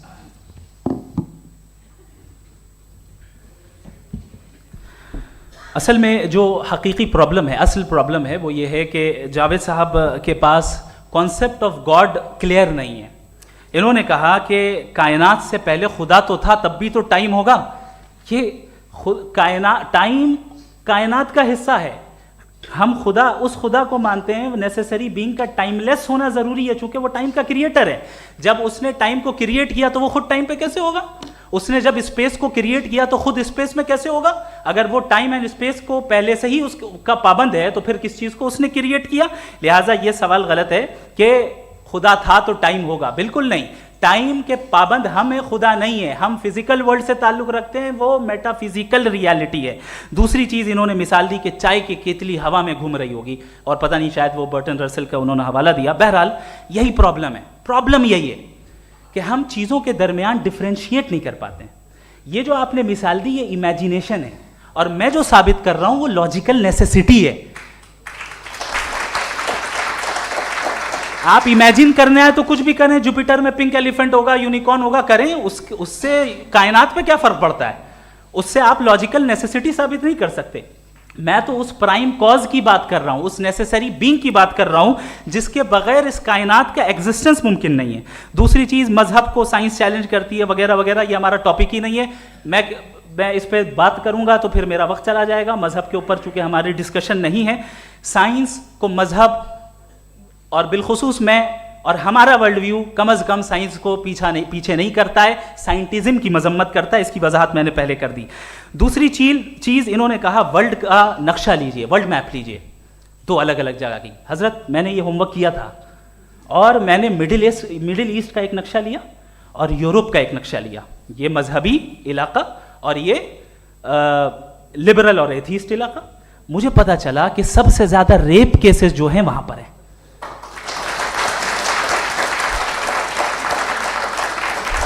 मुझे ये पता चला यूएन की रिपोर्ट के मुताबिक, मैं ये अपने घर से नहीं लेके आ रहा, कि जो वर्किंग वुमेन है यूरोपियन कंट्रीज में, उसमें 81% वुमेन सेक्सुअल हैरेसमेंट का वर्क में शुमार हो रही है। ये मिडिल ईस्ट में नहीं हो रहा है, वो मजहबी लोग हैं इसलिए नहीं हो रहा है। दूसरी चीज आपने ये कहा कि मजहबी आदमी का अच्छा होना हमारे अच्छे होने से बहुत मुश्किल है, बहुत मुश्किल है। तो इसका मतलब यह है कि गॉड के अलावा आपके पास अच्छे और बुरे का कोई स्टैंडर्ड है। मैं चाहूंगा कि कन्वर्सेशनल स्टाइल वाली डिस्कशन और सेगमेंट पे इसी पे बात कर लेते हैं। Thank you very much.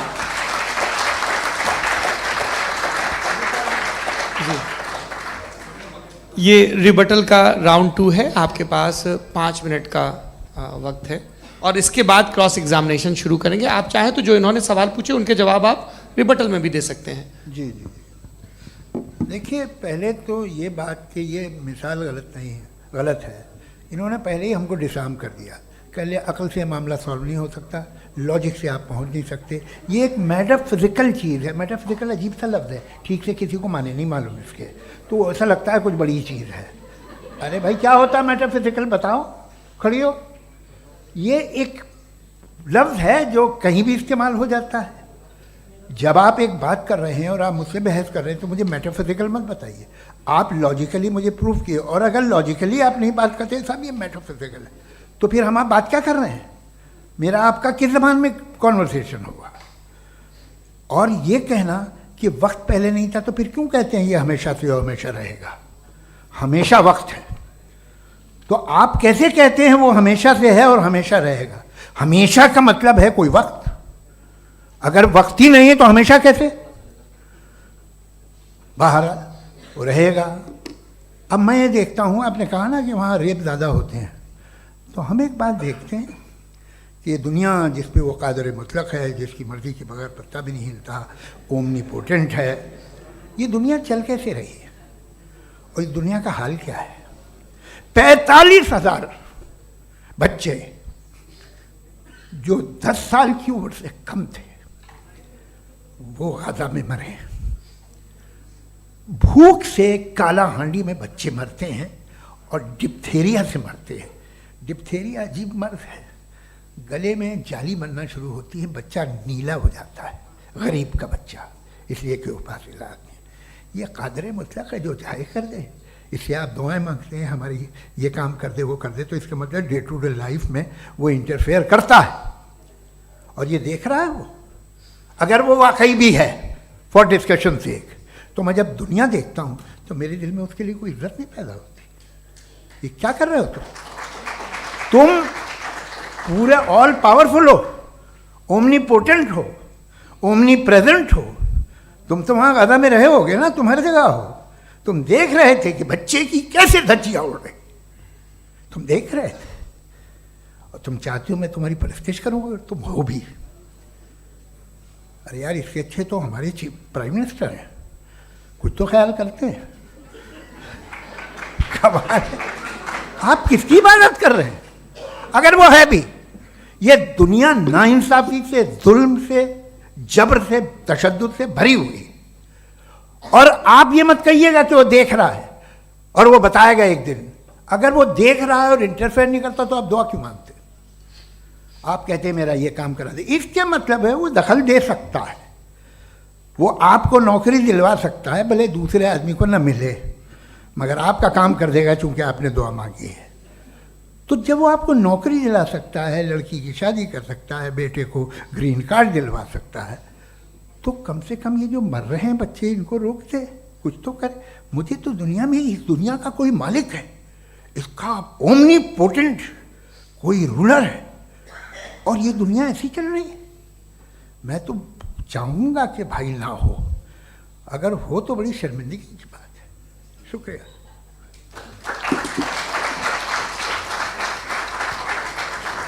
देवियों और सज्जनों, इस बहस के 2 राउंड और 2 रिबटल पूरे हो चुके हैं। अब सबसे ज़रूरी और सबसे मुश्किल राउंड शुरू हो रहा है, क्रॉस एग्जामिनेशन का। अब इन विद्वानों की सज्जनता की एक परख भी होगी और वक्त हमने 16 मिनट का तय किया है। पहला सवाल आप पूछना चाहेंगे? जी बिल्कुल। पहले बोले भी आप आप माइक ले लीजिएगा हाथ में, ये नीचे से ऑन जी। मैं बोलता हूँ, ये डायस हटा सकते हैं क्या हम थोड़ा क्विकली? डायस पीछे कर दीजिए बस थोड़ा सा, है, ताकि ये जो दाएं बाएं लोग बैठे हैं, इसे हटा ही दीजिए। अब हम वहाँ तो जाने वाले नहीं, आराम से आराम से दोनों तरफ से हटा दीजिए।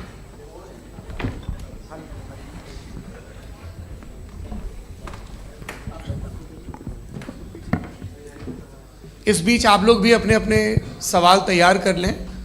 ये ध्यान रखेंगे कि मैं यहाँ से सवाल लूँगा, आप लोगों को अपना हाथ ऊपर करना है, अपना नाम बताना है और अधिकतम 3 वाक्यों में अपना सवाल पूरा करना है। कई लोग सवाल की जगह भाषण देने लगते हैं, उससे आज बचना है।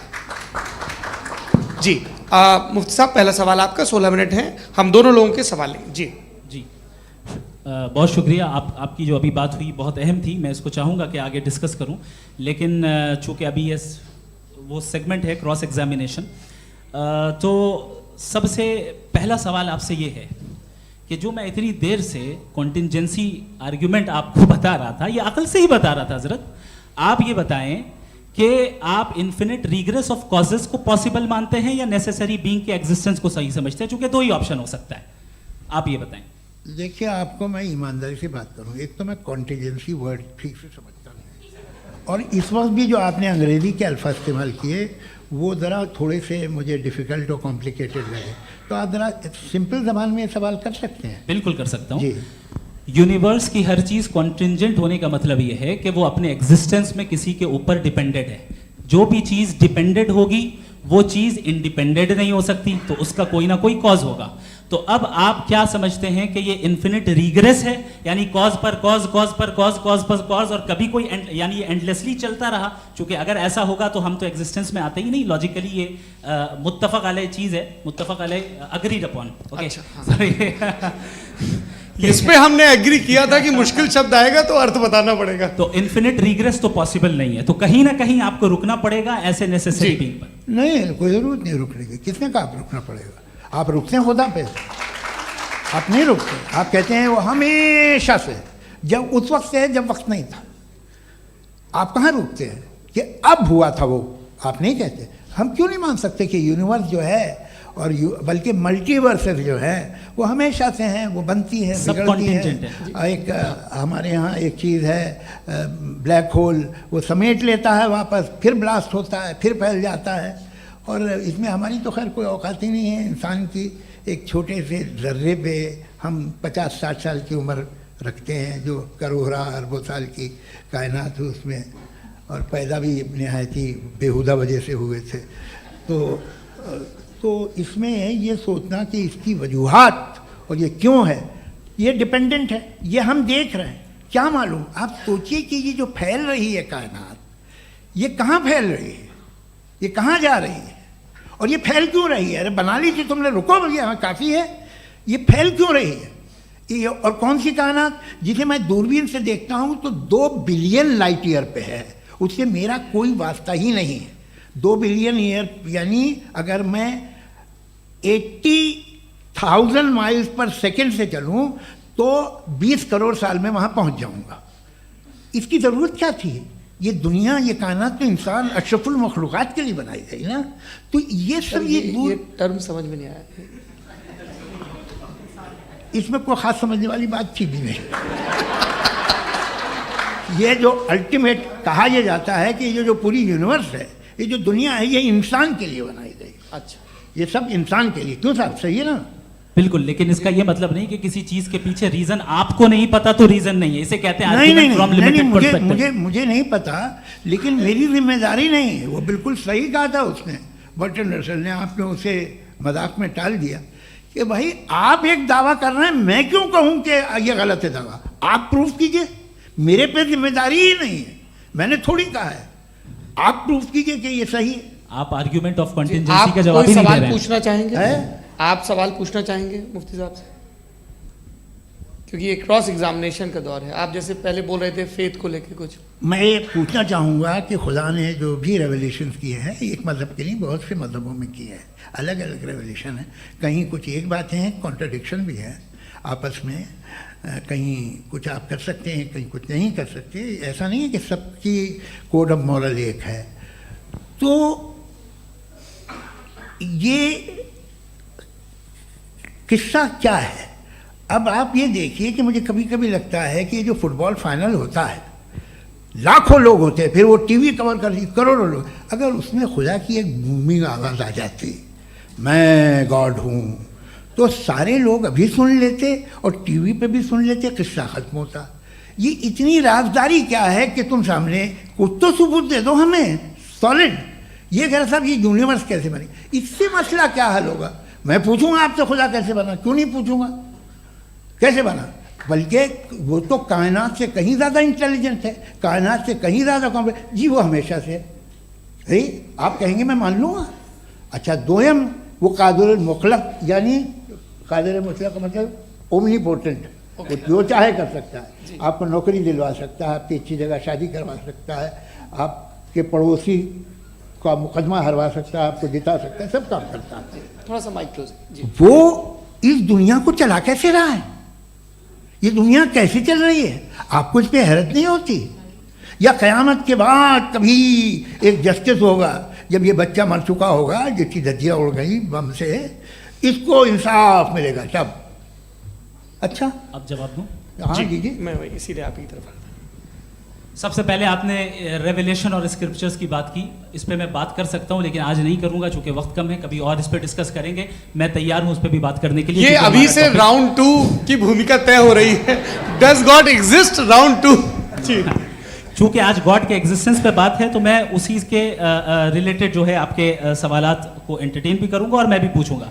आपने कहा कि आपने साबित ही नहीं किया, जबकि आर्ग्यूमेंट ऑफ कॉन्टिंजेंसी बुनियादी आर्ग्यूमेंट है। आप मुझे कॉन्टिंजेंसी का मतलब बताइए, आपका मतलब क्या? कॉन्टिंजेंसी कॉन्टिंजेंसी का मतलब यह हुआ कि हर वो वजूद जो किसी भी चीज का पाबंद है, हर वो वजूद या हर वो चीज जो अपने एग्जिस्टेंस में किसी भी चीज के पाबंद है और उससे बाउंड है, उसको उसकी ज़रूरत है, उस पर डिपेंड करती है, तो जाहिर सी बात है कि उसका कोई ना कोई कॉज होता है। ये तो अक्ल की बात है।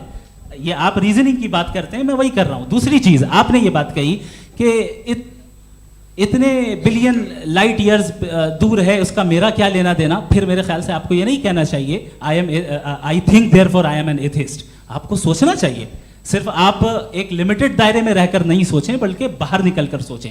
आपने तीसरा सवाल किया, आपने 2-3 सवाल एक साथ। ऐसी बातें ना कीजिए, कुछ लोगों को इतराज हो जाएगा आप पे कि आप कुछ भी सोचिए। ये इजाज़त आपको है नहीं, मुझे है।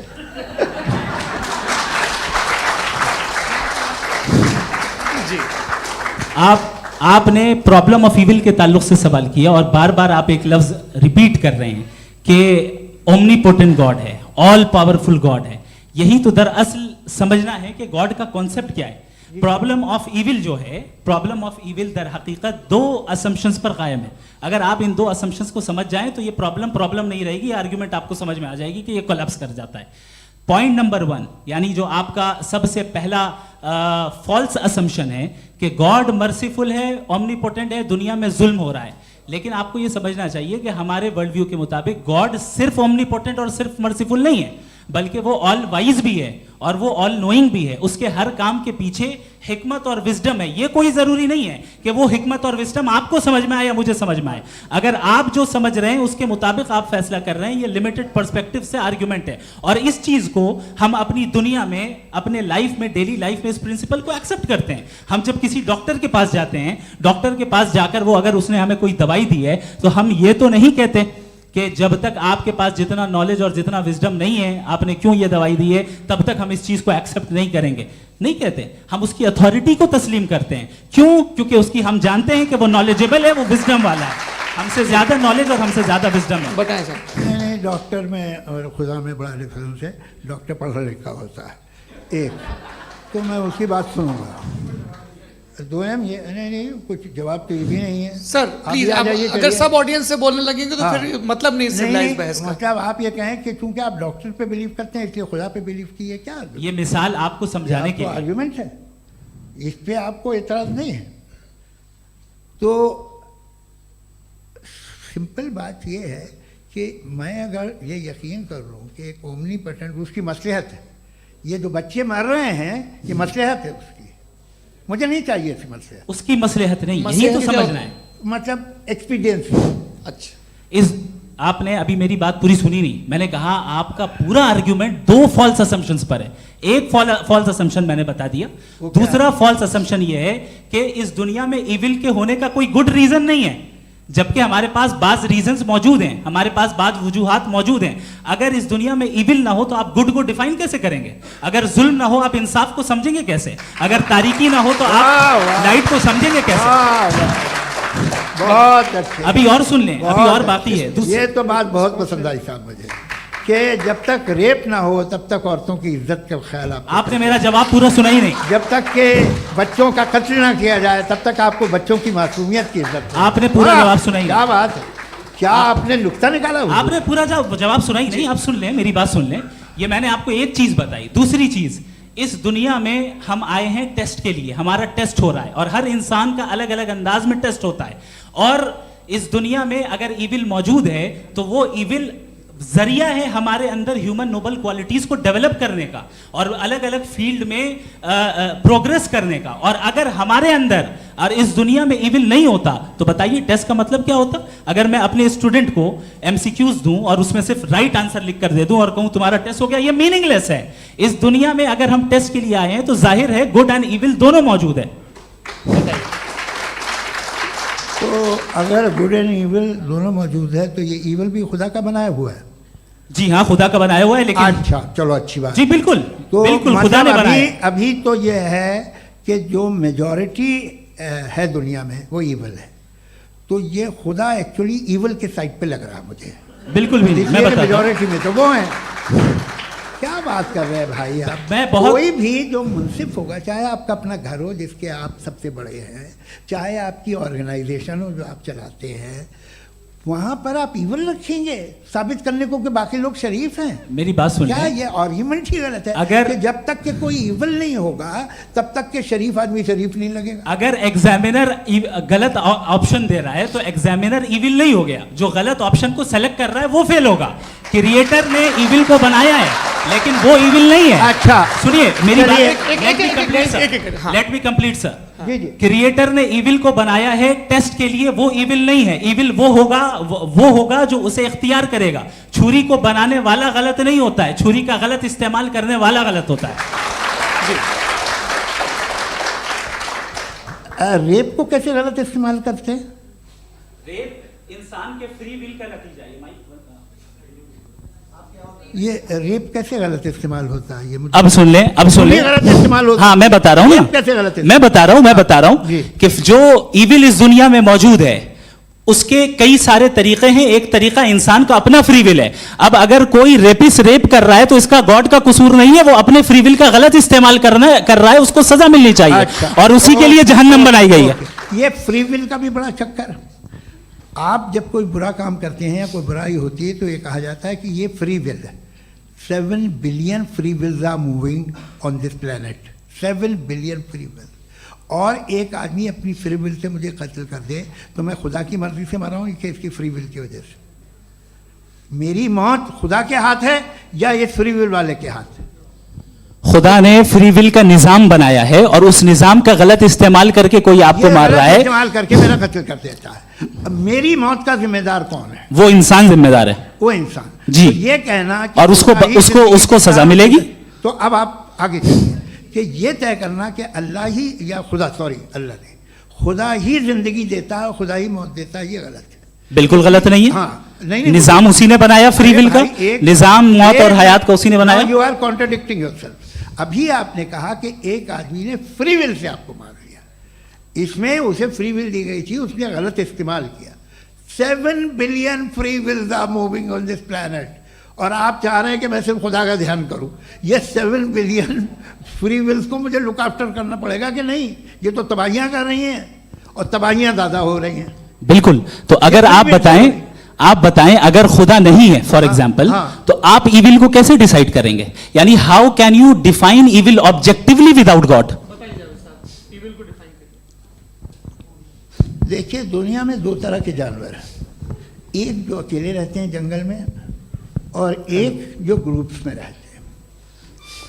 ग्रुप में जो भी रहेगा, चाहे वो आपका फाउंडेशन हो, चाहे कोई क्लब हो, चाहे कोई पॉलिटिकल पार्टी हो, चाहे कोई यूनिट हो, उसमें आपको इंटरैक्ट करने के रूल बनाने पड़ेंगे। यानी लोग तय करेंगे।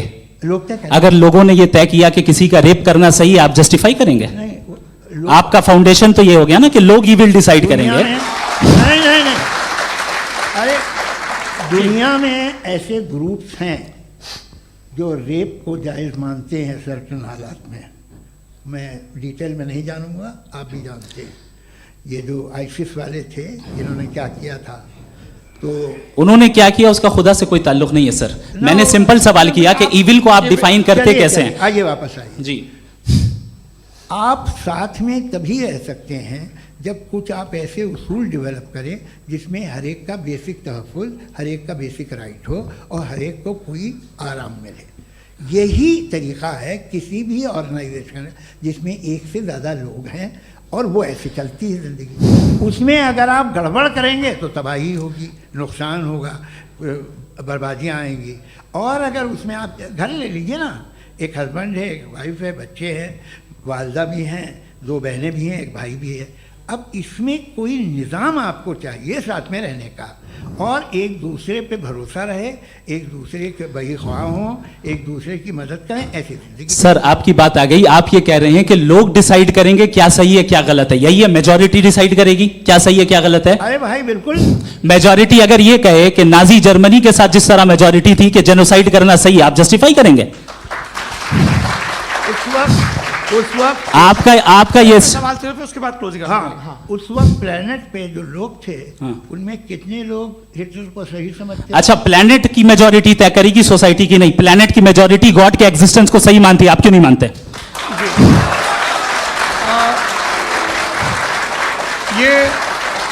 हेलो ये क्रॉस क्वेश्चन का राउंड यहाँ पर समाप्त होता है।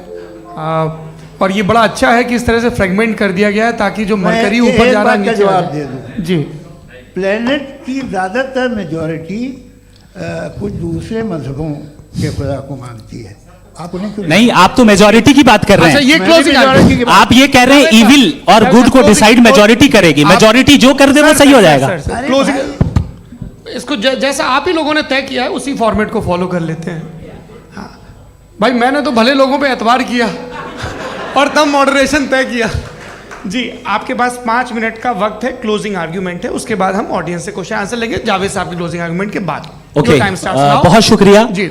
हमारा जो टॉपिक है डज गॉड एग्जिस्ट, मैं इस पे इतने एकेडमिक तैयारी करके आया था, मुझे था कि मैंने सोचा था कि कई सारे मैं आर्ग्यूमेंट्स दूंगा, लेकिन वक्त की भी किल्लत और जावेद साहब बार बार इधर उधर चले जा रहे थे तो उसको भी थोड़ा एंटरटेन करना पड़ गया।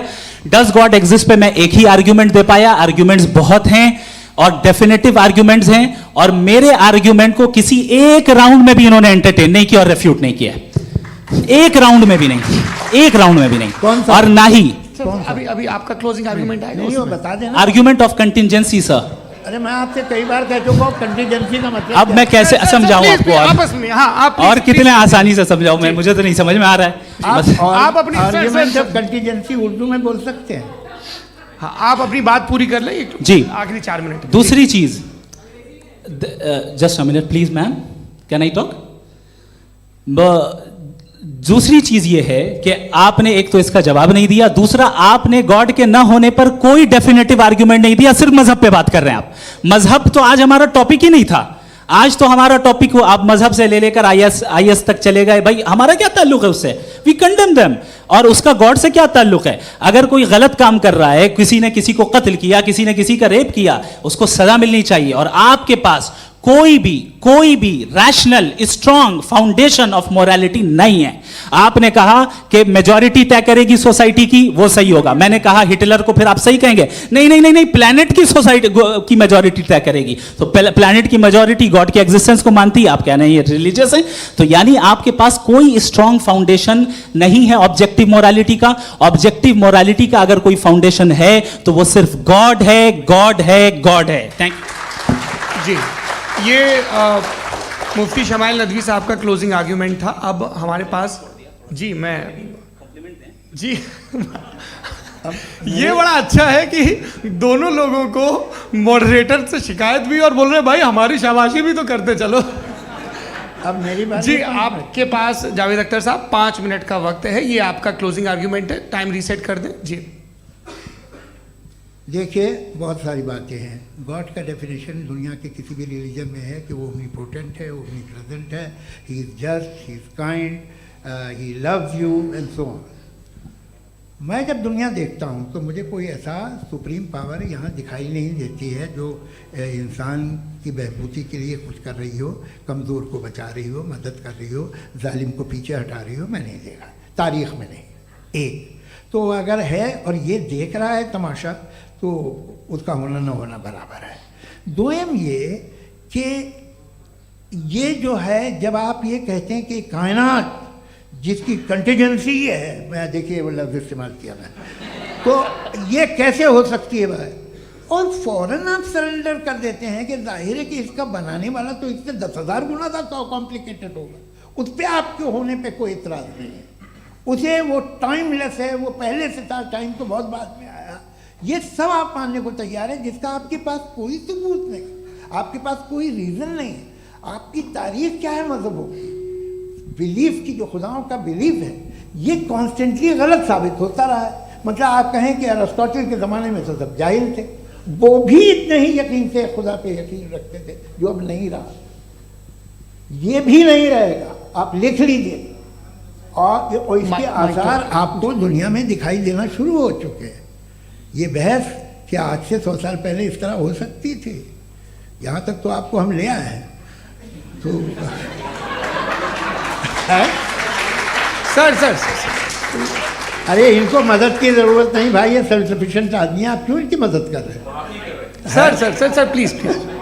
तो ये जो है तमाम बातें अपनी जगह हैं। ये एक पैकेज है। आप अकेले, कोई आदमी ऐसा नहीं जो सिर्फ गॉड को मानता हो, उसके साथ बहुत पैराफर्नेलिया आता है, अलग अलग पैराफर्नेलियाज आते हैं। They are only, they have always created chaos in the society. मैं तो आपको सीधा ऑफर देता हूँ कि दुनिया में 10 इम्पॉर्टेंट बिलीव्स है। आप एक मानते हैं, 9 नहीं मानते, 9 में आप एथियस्ट हैं, 9 को आप बिल्कुल रीजनेबली मेरी तरह देखते हैं। तो 90 मजहबी आदमी भी 90% एथियस्ट है। वो दूसरे खुदा नहीं मानता, एक खुदा मानता है, अपना वाला, बाकियों को कहता है गलत है। अगर आप मानना ही बंद कर दें तो आपका 10% चांस है कि आप सही हैं और 90% चांस है कि आप गलत हैं। मेरा मशवरा है, आप मानना छोड़ दिए तो 50% चांस होगा कि आप सही हैं और 50% चांस होगा, 40% आप गेन करेंगे बाय बिकमिंग एथियस्ट।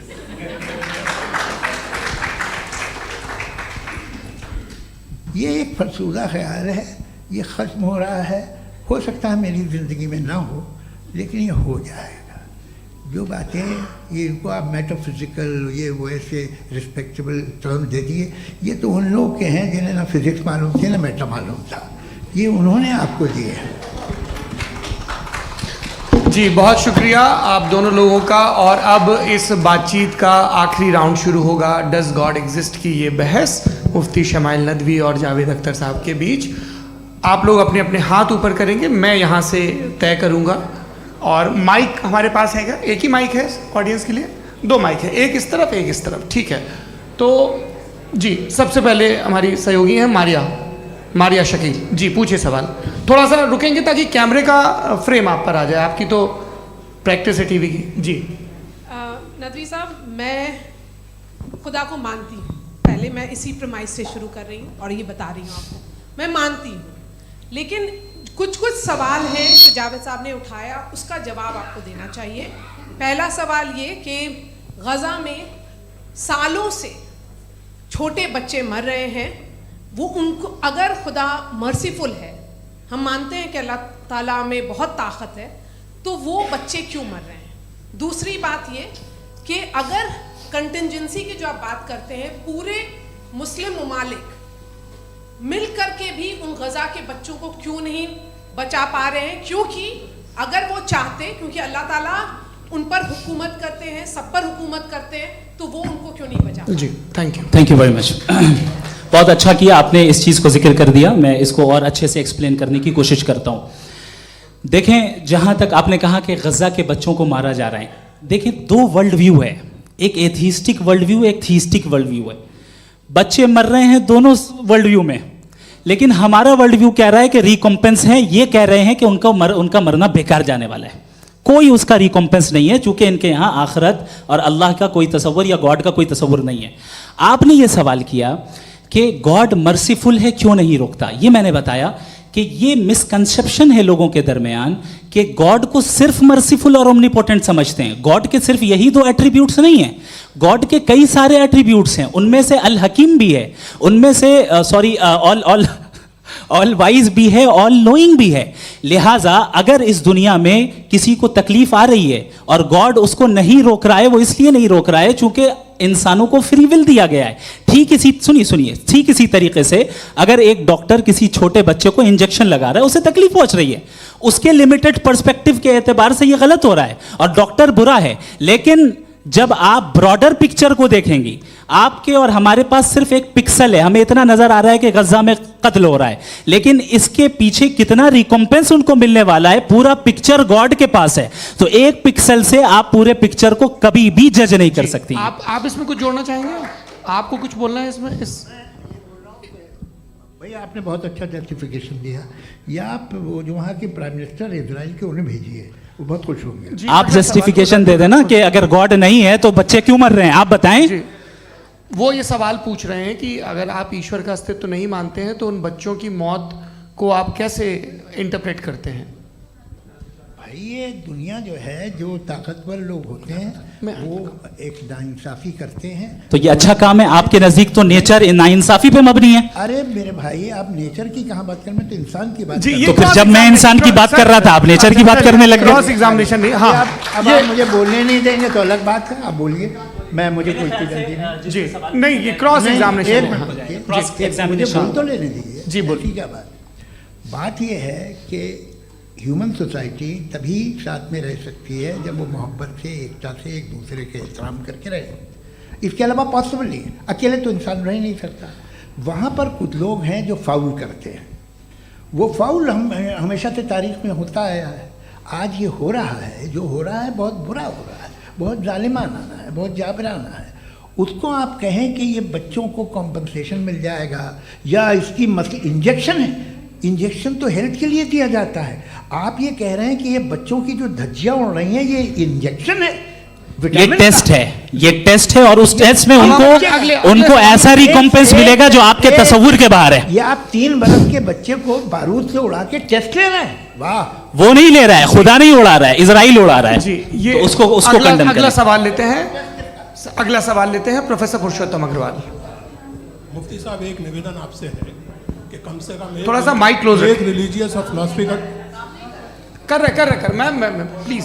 एक रिलीजियस और फिलोसफिकल ट्रेडिशन है जो ब्रह्मांड को यानी यूनिवर्स को ही अंतिम मानती है।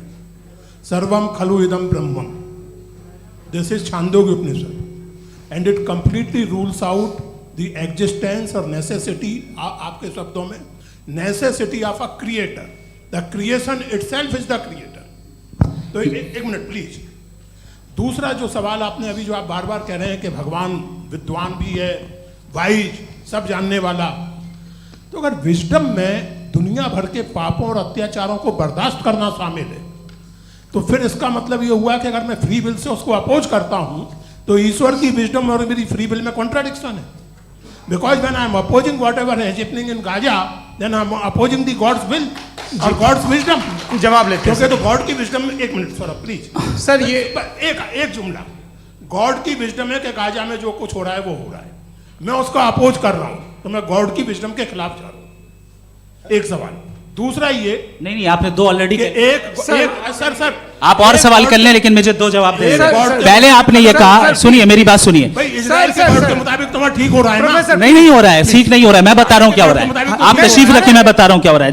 Let me complete please. एक सेकंड गाइस, एक सेकंड। ये देखिए ऐसा है कि ये सब बड़ा आपस में विचार विमर्श के बाद ये तय हुआ था कि कुछ नियम बना लिए जाएं ताकि एक टाइम बाउंड बातचीत चले। और भाई साहब, आप बड़ा जरूरी काम कर रहे हैं लेकिन कैमरे के फ्रेम में आके उस काम को गड़बड़ कर दे रहे हैं। ठीक है गुरु, अब मेरे को कहीं का गुस्सा कहीं निकालना था, सॉरी। नहीं, कोई गुस्सा नहीं है जी। तो प्रोफेसर ने सवाल पूछे, आप उनके जवाब दें। और थोड़ा ये सब लोग थोड़ा ख्याल रखें भाई, सवाल संक्षिप्त रखें जी। आपने दो सवाल किया। सबसे पहला ये कहा कि हमारे पास ये कॉन्सेप्ट है कि ये यूनिवर्स खुद नेसेसरी बीइंग है, creation itself is the creator. How irrational is this कि मैं एग्जिस्ट करूंगा बाद में, लेकिन अभी एग्जिस्ट कर भी रहा हूं, यानी एक ही टाइम में एग्जिस्ट भी कर रहे हैं, नहीं भी कर रहे हैं। This is not true. दूसरी चीज आपने कहा कि अगर इजराइल में, सॉरी माफ कीजिएगा, Israel doesn't exist, occupied Palestine में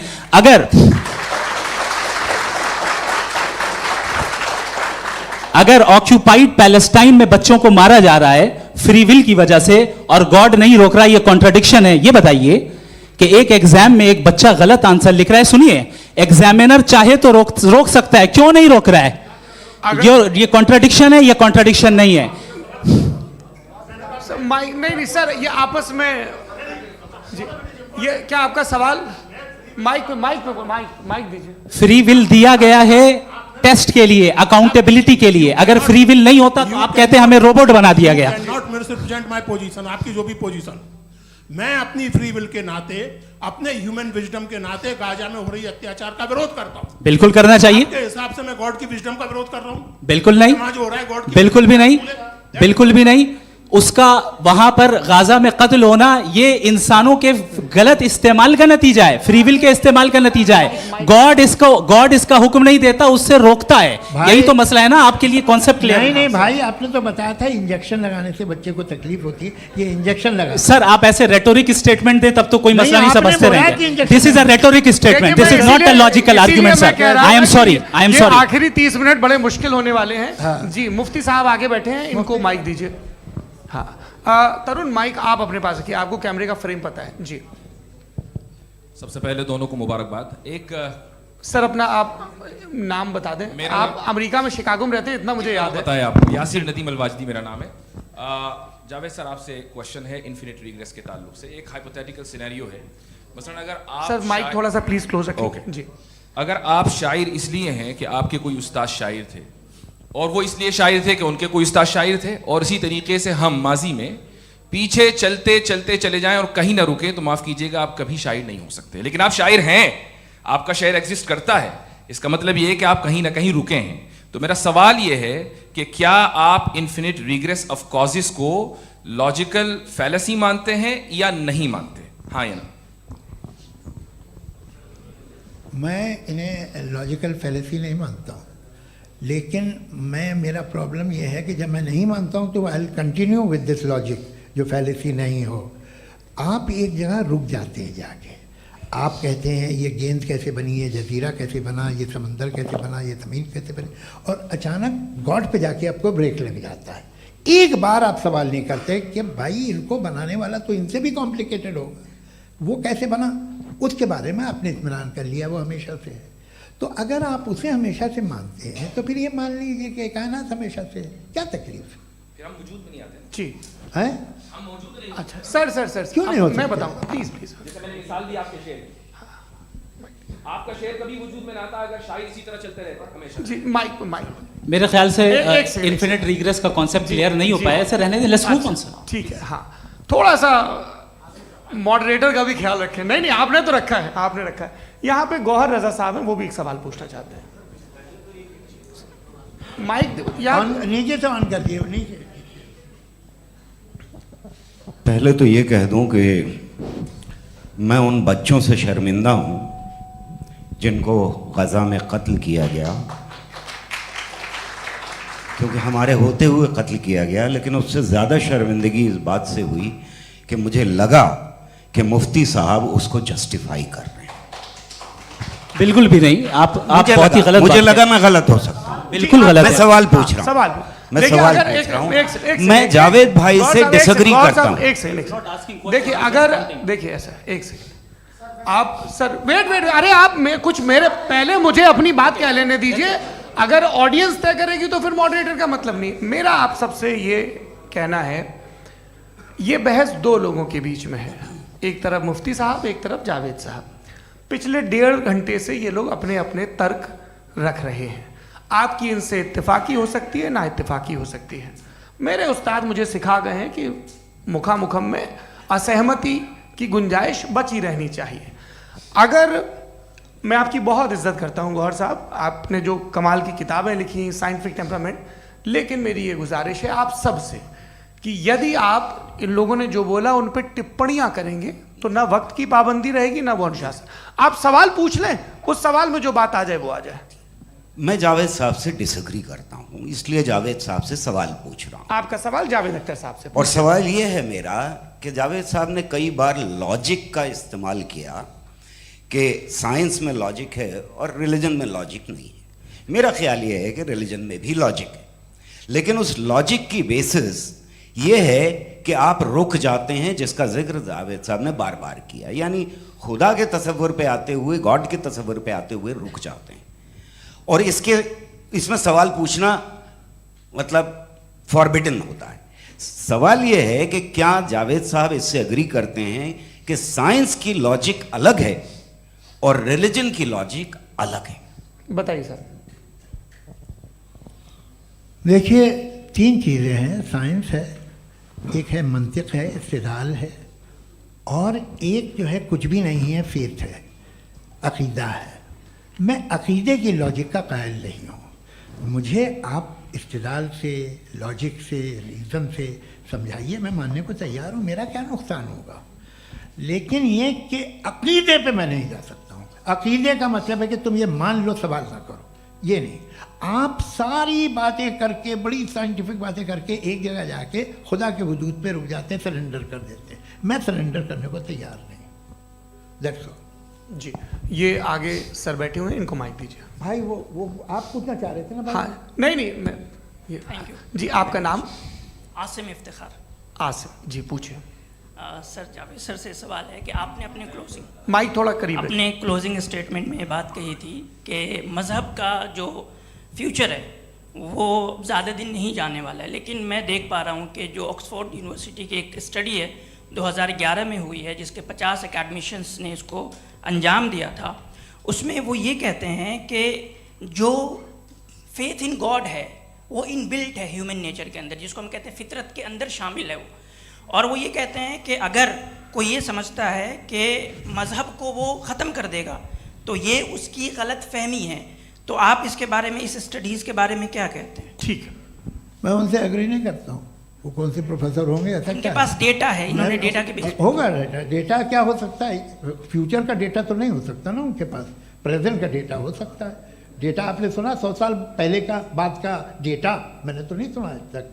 तो आज उनकी ये राय है और होगी राय, ठीक है, दुनिया में तरह तरह की राय है लोग, लेकिन मैं समझता हूँ कि वक्त के साथ इंसान ज़्यादा से ज़्यादा रीज़नेबल और लॉजिकल होता जा रहा है।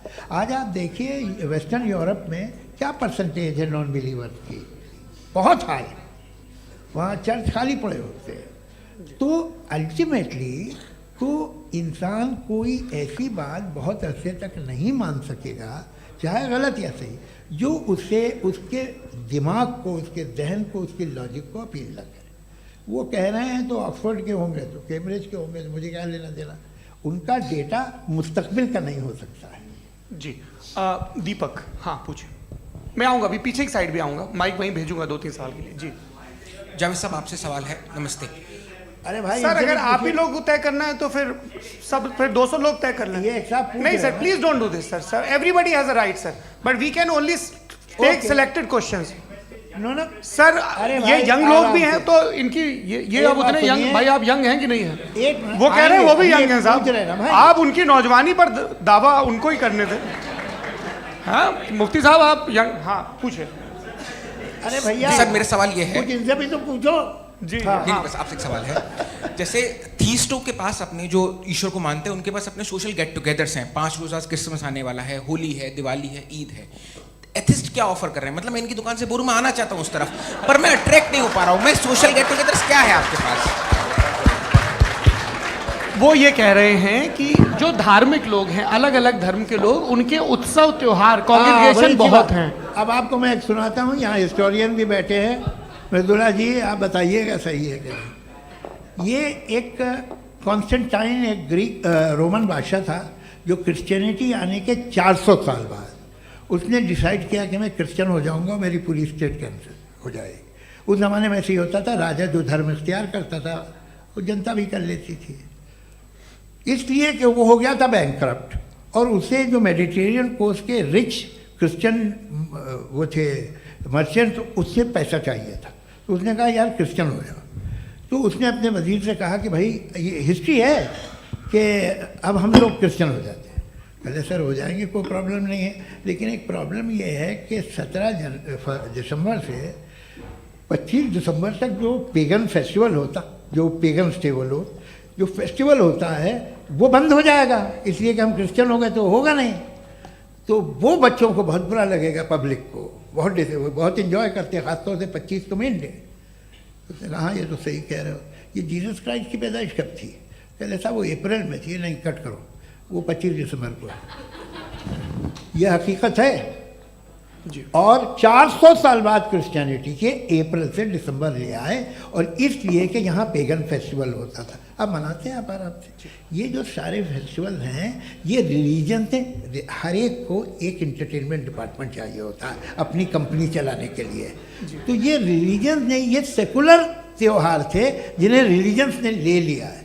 ये मौसम के थे, फसलों के थे, किसानों के थे, उसको आपने लेके रिलीजियस रंग दे दिया। ये कोई रिलीजन से थोड़ी आए आप। अच्छा हमें देखिए, हम तो मुल्द हैं, हम ईद मनाते हैं, हम दिवाली मनाते हैं, हम होली मनाते हैं, हम क्रिसमस मनाते हैं। बम्बई की फिल्म इंडस्ट्री की सबसे बड़ी होली हमारे घर में होती है, सबसे बड़ी ईद हमारे घर में होती है। वो हमारे सोशल वो है, हमारे हेरिटेज है। ऐसा थोड़ी है कि we will throw the baby along with the water. ये तो अच्छी चीज़ है, इन्हें रखो, जो बेकार है फेंक दो।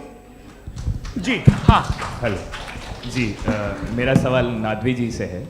जैसा कि आपने बोला कि गॉड टाइम के भी परे हैं, और गॉड इतनी कॉम्प्लेक्स चीज़ है कि उसे ह्यूमन माइंड समझ नहीं सकता, और गॉड ने अर्थ पे फ्री विल भी दे दी है।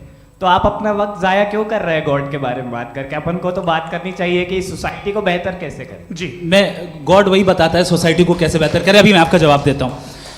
आपने कहा कि टाइम पे वो एग्जिस्ट नहीं करता, मेरा सवाल ये है कि जैसा आपने बोला कि गॉड बहुत ही कॉम्प्लेक्स चीज़ है। मैंने कहा ही नहीं कि कॉम्प्लेक्स है, तो आपके अल्फाज हैं। कॉम्प्लेक्स का लफ्ज गॉड के लिए सुइटेबल नहीं है। क्यों? क्योंकि कॉम्प्लेक्स वो चीजें होती हैं जो ऑब्जेक्ट हो। God is not an object जिसको आप इंस्ट्रूमेंट के जरिए लेबोरेटरी में जाके टेस्ट करें, oh it's very complex. No, वो कोई कार का इंजन नहीं है। मेरा वो सवाल फिलोसॉफिकली नेसेसरी बीइंग ऐसी बीइंग है जो सिंपल बीइंग है। हाँ, आप उसको मुकम्मल तौर पे उसकी तमाम हिकमतों को जान ले और हर चीज को जान ले, ये पॉसिबल नहीं है, क्योंकि वो ऑल वाइज है, आप ऑल वाइज नहीं है, और वो खुदा है, वो आपको सारी चीजें बता दे, ये जरूरी नहीं। मेरा सवाल ये नहीं था, मेरा सवाल ये था कि जब गॉड इतना परे है इस दुनिया से कि उसने अर्थ पे फ्री विल भी दी है, हम सब ह्यूमंस की फ्री विल है, और जो सोसाइटी में हो रहा है वो अपन लोग डिसाइड करेंगे, तो God अपन के लोग बारे में डिसाइड नहीं बात करेंगे करने ना, अपन लोग डिसाइड नहीं करेंगे। गॉड जो है, गॉड ने वो उसकी जात, उसकी एग्जिस्टेंस टाइम एंड स्पेस से परे है, लेकिन वो हमारा टेस्ट ले रहा है और उसी गॉड ने हमें बताया कि तुम्हें क्या करना है क्या नहीं करना है, तो जाहिर है उस गॉड की बात सुनेंगे ना हम। जी, वो पीछे एक चश्मा लगाए जो मैम खड़ी हैं, उनको दीजिए। हाँ, आप जी जी बिल्कुल आएंगे। देखिए मैं कोशिश कर रहा हूँ सब तरफ जाने की। हाँ, उनको दीजिए माइक। जी, हेलो सर, मैं ओमनी प्रेजेंट नहीं हूँ, टाइम पाबंद हूँ और जहां तक कोशिश कर सकता हूँ करूंगा। जी, अपना नाम बताइए। मेरा नाम उर्सुला है, मैं दिल्ली यूनिवर्सिटी की एक स्टूडेंट हूँ और मैं स्टूडेंट फेडरेशन ऑफ इंडिया से हूँ। मेरा सवाल मुफ्ती जी से है कि इस हॉल के इस कमरे में बैठ के हम लोग रेप की मोरालिटी के बारे में फिलोसफिकली बात तो कर सकते हैं, बट असलियत ये है कि रोज़मर्रा की ज़िंदगी में औरतें रेप के थ्रू गुजरती हैं, और हम लोग सिर्फ नंबर्स पे इस तरह नहीं देख सकते, क्योंकि कितनी औरतें हैं इन कंट्रीज़ में जहाँ पे आप बता रहे हैं कि केसेस कम हैं, जिनका एक्सेस है कि वो जाके केस फाइल कर सकें। कितनी औरतें हैं जो जिनको काम करने की आज़ादी है उन कंट्रीज़ में। यूरोप में ये आज़ादी आ गई, यूरोप में ये रूल्स आ गए, तो हम आज उसके बारे में बात कर पा रहे हैं। जी, जवाब।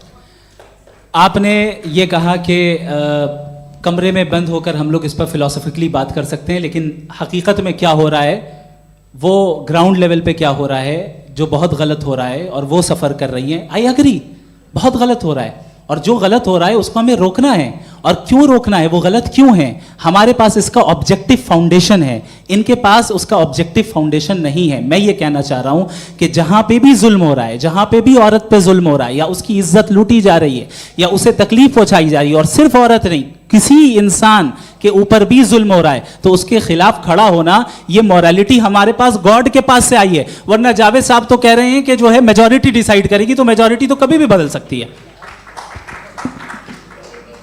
क्या आप ये थोड़ी सी आपको गलतफहमी है। मैं अगर मेरे जुमले से ये मदनत निकला या मैंने कहा, तो ये जुमला मैं वापस लेता हूँ, ये मेरा मतलब ही नहीं था कि मेजॉरिटी डिसाइड करेंगे। मेजॉरिटी डिसाइड करे तो दुनिया में बड़ी, वैसे आपने कहा था ये जुमला। अच्छा, हो सकता है, मैं मान रहा हूँ, बाद में रिकैप कर लेंगे। अरे एक सेकंड, मैं अपनी एक्सप्लेनेशन देता हूँ। मुनासिब बात यह है कि हम सब के सब दिल में जानते हैं कि क्या अच्छा है क्या बुरा है, हमें पता है अच्छी तरह से। जो लोग बुरे काम करते हैं उन्हें भी मालूम अच्छा क्या है।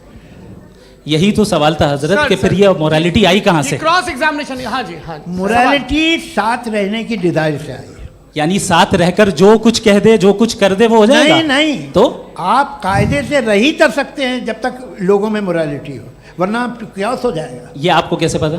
जी, हमने देखा ना, जहाँ मोरालिटी का क्यास हो गया, हम देखते हैं। कहाँ पे देखते भाई? तो दुनिया में आप जो कह रहे हैं, आप कहीं पे अगर गलत हो रहा है इस बहस तो के उसको बाद आप में गलत देखिए। आप एपिस्टेमोलॉजी की बात कर रहे हैं, मैं ऑन्टोलॉजी की बात कर रहा हूं। मैं इस बहस के बाद आप दोनों लोगों को चाय पे होस्ट करूंगा, वहां पे क्रॉस एग्जामिनेशन कर लीजिएगा। अभी ऑडियंस का हक मार रहे हैं आप लोग भाई, सर जस्ट लोग हैं आप लोग। और ये भाई ये हाँ, उधर आएंगे, जी सर आएंगे। अच्छा सर मेरा नाम लईकुर रहमान है और मैं अलीगढ़ मुस्लिम यूनिवर्सिटी का स्टूडेंट हूँ, और जहाँ तक मुझे पता है कि sir you are also product of Aligarh Muslim University. मैं भी उसी चमन का बुलबुल। हाँ सर, तो बहुत खुशी हुई मुझे जान करके कि मैं आपसे मिलूंगा। सवाल सर, मेरा सवाल ये है, सर सैयद अलैहिर्रहमा का नज़रिया ये था कि खुदा के वजूद को अक़ल के दायरे में रह कर के तलाश करना, न कि पूरी तौर से उसका इनकार कर देना। Sir, how will you define it? नहीं, तो ये तो आप इन्हें बताइए। ये सवाल है कि खुदा का वजूद साबित कर रहे हैं, तो सर आपने इनकार कर रखा है, इस वजह से मेरा क्वेश्चन उन्होंने यही सर से एक सेकंड, सर सैयद ने यही कहा ना कि अक्ल से आप खुदा के वजूद को साबित नहीं कर सकते, यही कहा ना भाई। वो उन्होंने कहा कर सकते हैं और वो कर दिया गया आज। वो फोन तलाश करना या साबित करना अक्ल से अक्ल से नहीं हो सकता। अरे सवाल तो सुन लीजिए जी। अक्ल से नहीं हो सकता है, यही कहा ना आपने। अक्ल से हो सकता है, अरे वो यही कह रहे हैं भाई, आप बता रहे हो सकता है, वो तो कुछ और। आप अगर सर देखो नौजवान फोन ले लो, वो इतनी कमाल की यूनिवर्सिटी है। अरे भाई दे दो उन्हें जरा, एक मिनट दे दो भाई, मेरी बात सुनो, नहीं, माइक मैं पे समझ- बोलो ताकि जो लाखों लोग देख रहे हैं माइक दे दो ना। अरे देंगे ना माइक, तुम ठहरो तो। हाँ सर, मेरा सवाल ये था कि सर सैयद अलैहिर्रहमा का एक नज़रिया था अपना कि खुदा का जो वजूद है उसको अक़ल के दायरे में रह करके तलाश करना है, न कि पूरे तौर से इनकार कर देना है। ये उनका कॉन्सेप्ट था। लेकिन मेरा सवाल ये है कि आप इसको कैसे डिफाइन करते हैं, एक्सप्लेन कैसे करेंगे, मैं आपसे जानना चाहता हूँ, क्योंकि you are the product of Aligarh Muslim University. मुझे अकल के दायरे में रख के मैंने बहुत तलाश की, मुझे मिला नहीं। हाँ ये इधर उधर वो चश्मा लगाए जो, हाँ उनको दे दीजिए।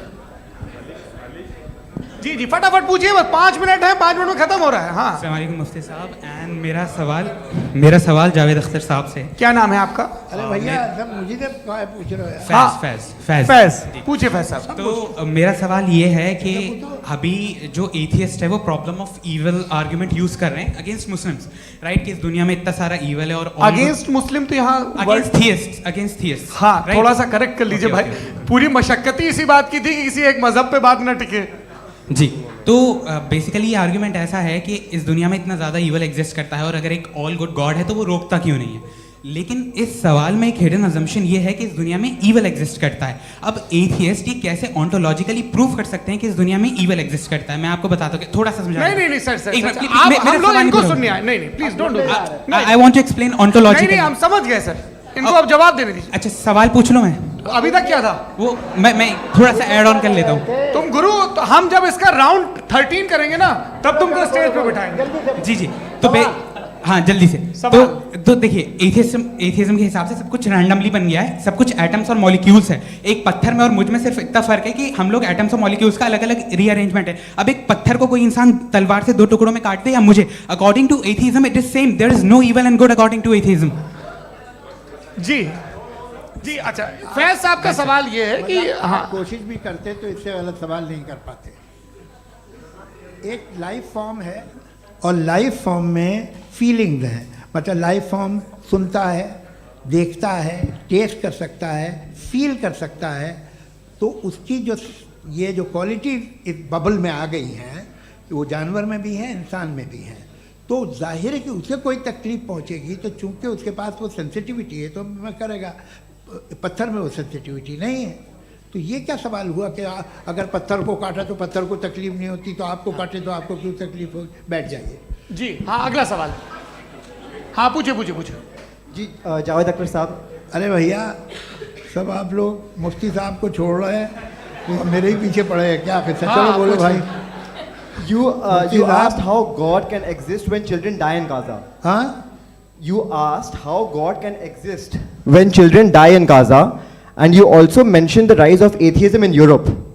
But the same events also are leading many atheists and non-believers to turn towards faith.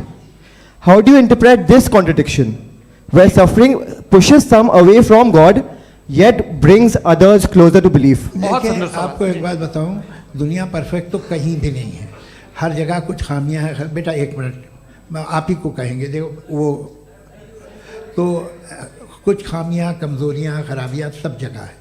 लेकिन अगर देखोगे ईमानदारी से कि दुनिया सबसे ज़्यादा महज़ब कहाँ है, एक आम शहरी को कहाँ हुकूक हासिल हैं, वो बोल सकता है, अपनी मर्ज़ी से काम कर सकता है, अपनी मर्ज़ी से राय दे सकता है, हुकूमत के ख़िलाफ़ बोल सकता है, बरसरे इक़्तिदार लोगों के बारे में बोल सकता है, सरमायादारों के ख़िलाफ़ बोल सकता है। तो आपको ये स्कैंडिनेवियन कंट्रीज़ में मिलेगा, वेस्टर्न यूरोप में मिलेगा। मैं नहीं कह रहा वो परफेक्ट है, बिल्कुल नहीं, वहाँ बहुत ख़राबियाँ भी हैं, परफेक्ट तो कोई। लेकिन जिन जिन मुल्कों में, लैटिन अमेरिका देखो, गल्फ़ देखो, वहाँ पर आपको ये ज़रूर है कि रेप नहीं होते होंगे। रेप की ज़रूरत क्या है भाई? उसको तो ख़रीद लो, घर में रखो, सड़क पर रेप करने की क्या ज़रूरत है? मगर सुनिए, मगर हकीकत ये है कि वहाँ शख्सी आज़ादी राय देने की, बोलने की नहीं है।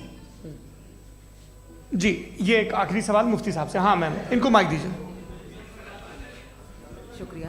मेरा नाम मनीषा है, मैं हरियाणा से आई हूँ। मैं मुफ्ती साहब से एक बात पूछना चाहती हूँ। आप बार बार जावेद साहब को कॉन्ट्राडिक्ट तो कर रहे हैं कि आपने ये कहा, लेकिन आप भी अजम्पशंस के बेसिस पे बात कर रहे हैं। आपने खुदा के होने का कौन सा प्रूफ पेश किया है खुदा की एग्जिस्टेंस का? अब इस सवाल को अलग रहने दीजिए, कौन एथीस्ट है कौन नहीं है। और दूसरी बात जो आपने एक छोटी सी कही थी कि ये फ्री विल का इस्तेमाल करता है इंसान अपनी, लेकिन इस फ्री विल का इस्तेमाल में मतलब खुदा ने ये दे दी सबको ये इजाज़त कि वो कितना घिनौनापन और कितने ज़्यादा ख़राब से ख़राब तरीके इस्तेमाल कर सकते हैं। जवाब सुनते जी।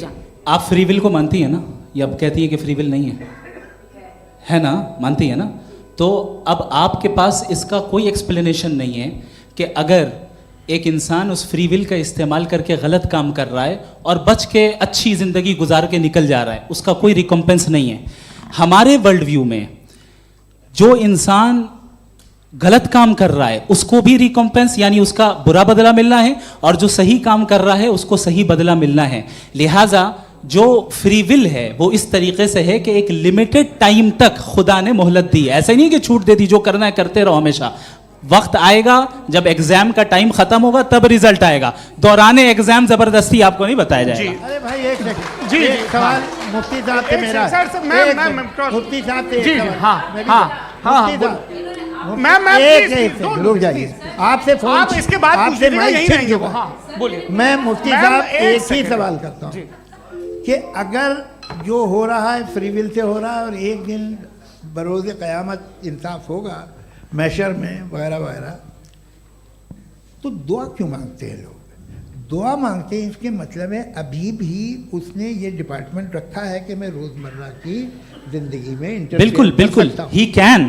तो तुम कैन हो, तुम मुझे नौकरी दिला देते हो, मेरे बेटे को ग्रीन कार्ड दिला देते हो, और 45,000 बच्चे मरते हो उन्हें रोकते नहीं हो। नहीं तो क्या आप ये कह रहे हैं कि इस दुनिया में जालिमों को कभी पकड़ ही नहीं होती है? अरे जो भी पकड़ होगी वो बच्चे रोते हैं। बिल्कुल, देखिए मैंने अपने ओपनिंग स्टेटमेंट में यही कहा था कि जनाब जावेद साहब सिर्फ इमोशनल आर्गुमेंट देंगे। This is an emotional argument. ये छोटे मोटे इसके पीछे का रीजन मैंने बताया क्या है। देखिए मैं इसके पीछे का रीजन क्या है मैंने बताया। मंच से आप लोगों को सज्जनों इसलिए कह रहा हूं ताकि थोड़ा सा आपके कॉन्शियंस पे जोर रहे कि आपको ऑर्डर बचा के रखना है। वक्त तय हुआ था, ये वक्त पूरा हुआ, आपने इतने धैर्यपूर्वक सुना, मैं आप सबका बहुत बहुत शुक्रगुजार हूं। यदि इन दोनों विद्वानों की इच्छा होगी तो कभी हम इस बातचीत का राउंड 2 राउंड 3, यही तो देखिए खूबी है इंसान की कि बहस मुबाहसे में वो पड़ा रहता है। आप लोगों ने बड़े धैर्य का परिचय दिया, बहुत बहुत शुक्रिया। इसी के साथ ये बातचीत यहाँ पे समाप्त होती है। को मैं एक बात बता दूं, ये सारी बहस हो गई, अब मुफ्ती साहब और बड़े मुफ्ती साहब इन साथ के साथ मैं खाना खाने वाला हूँ। अच्छा।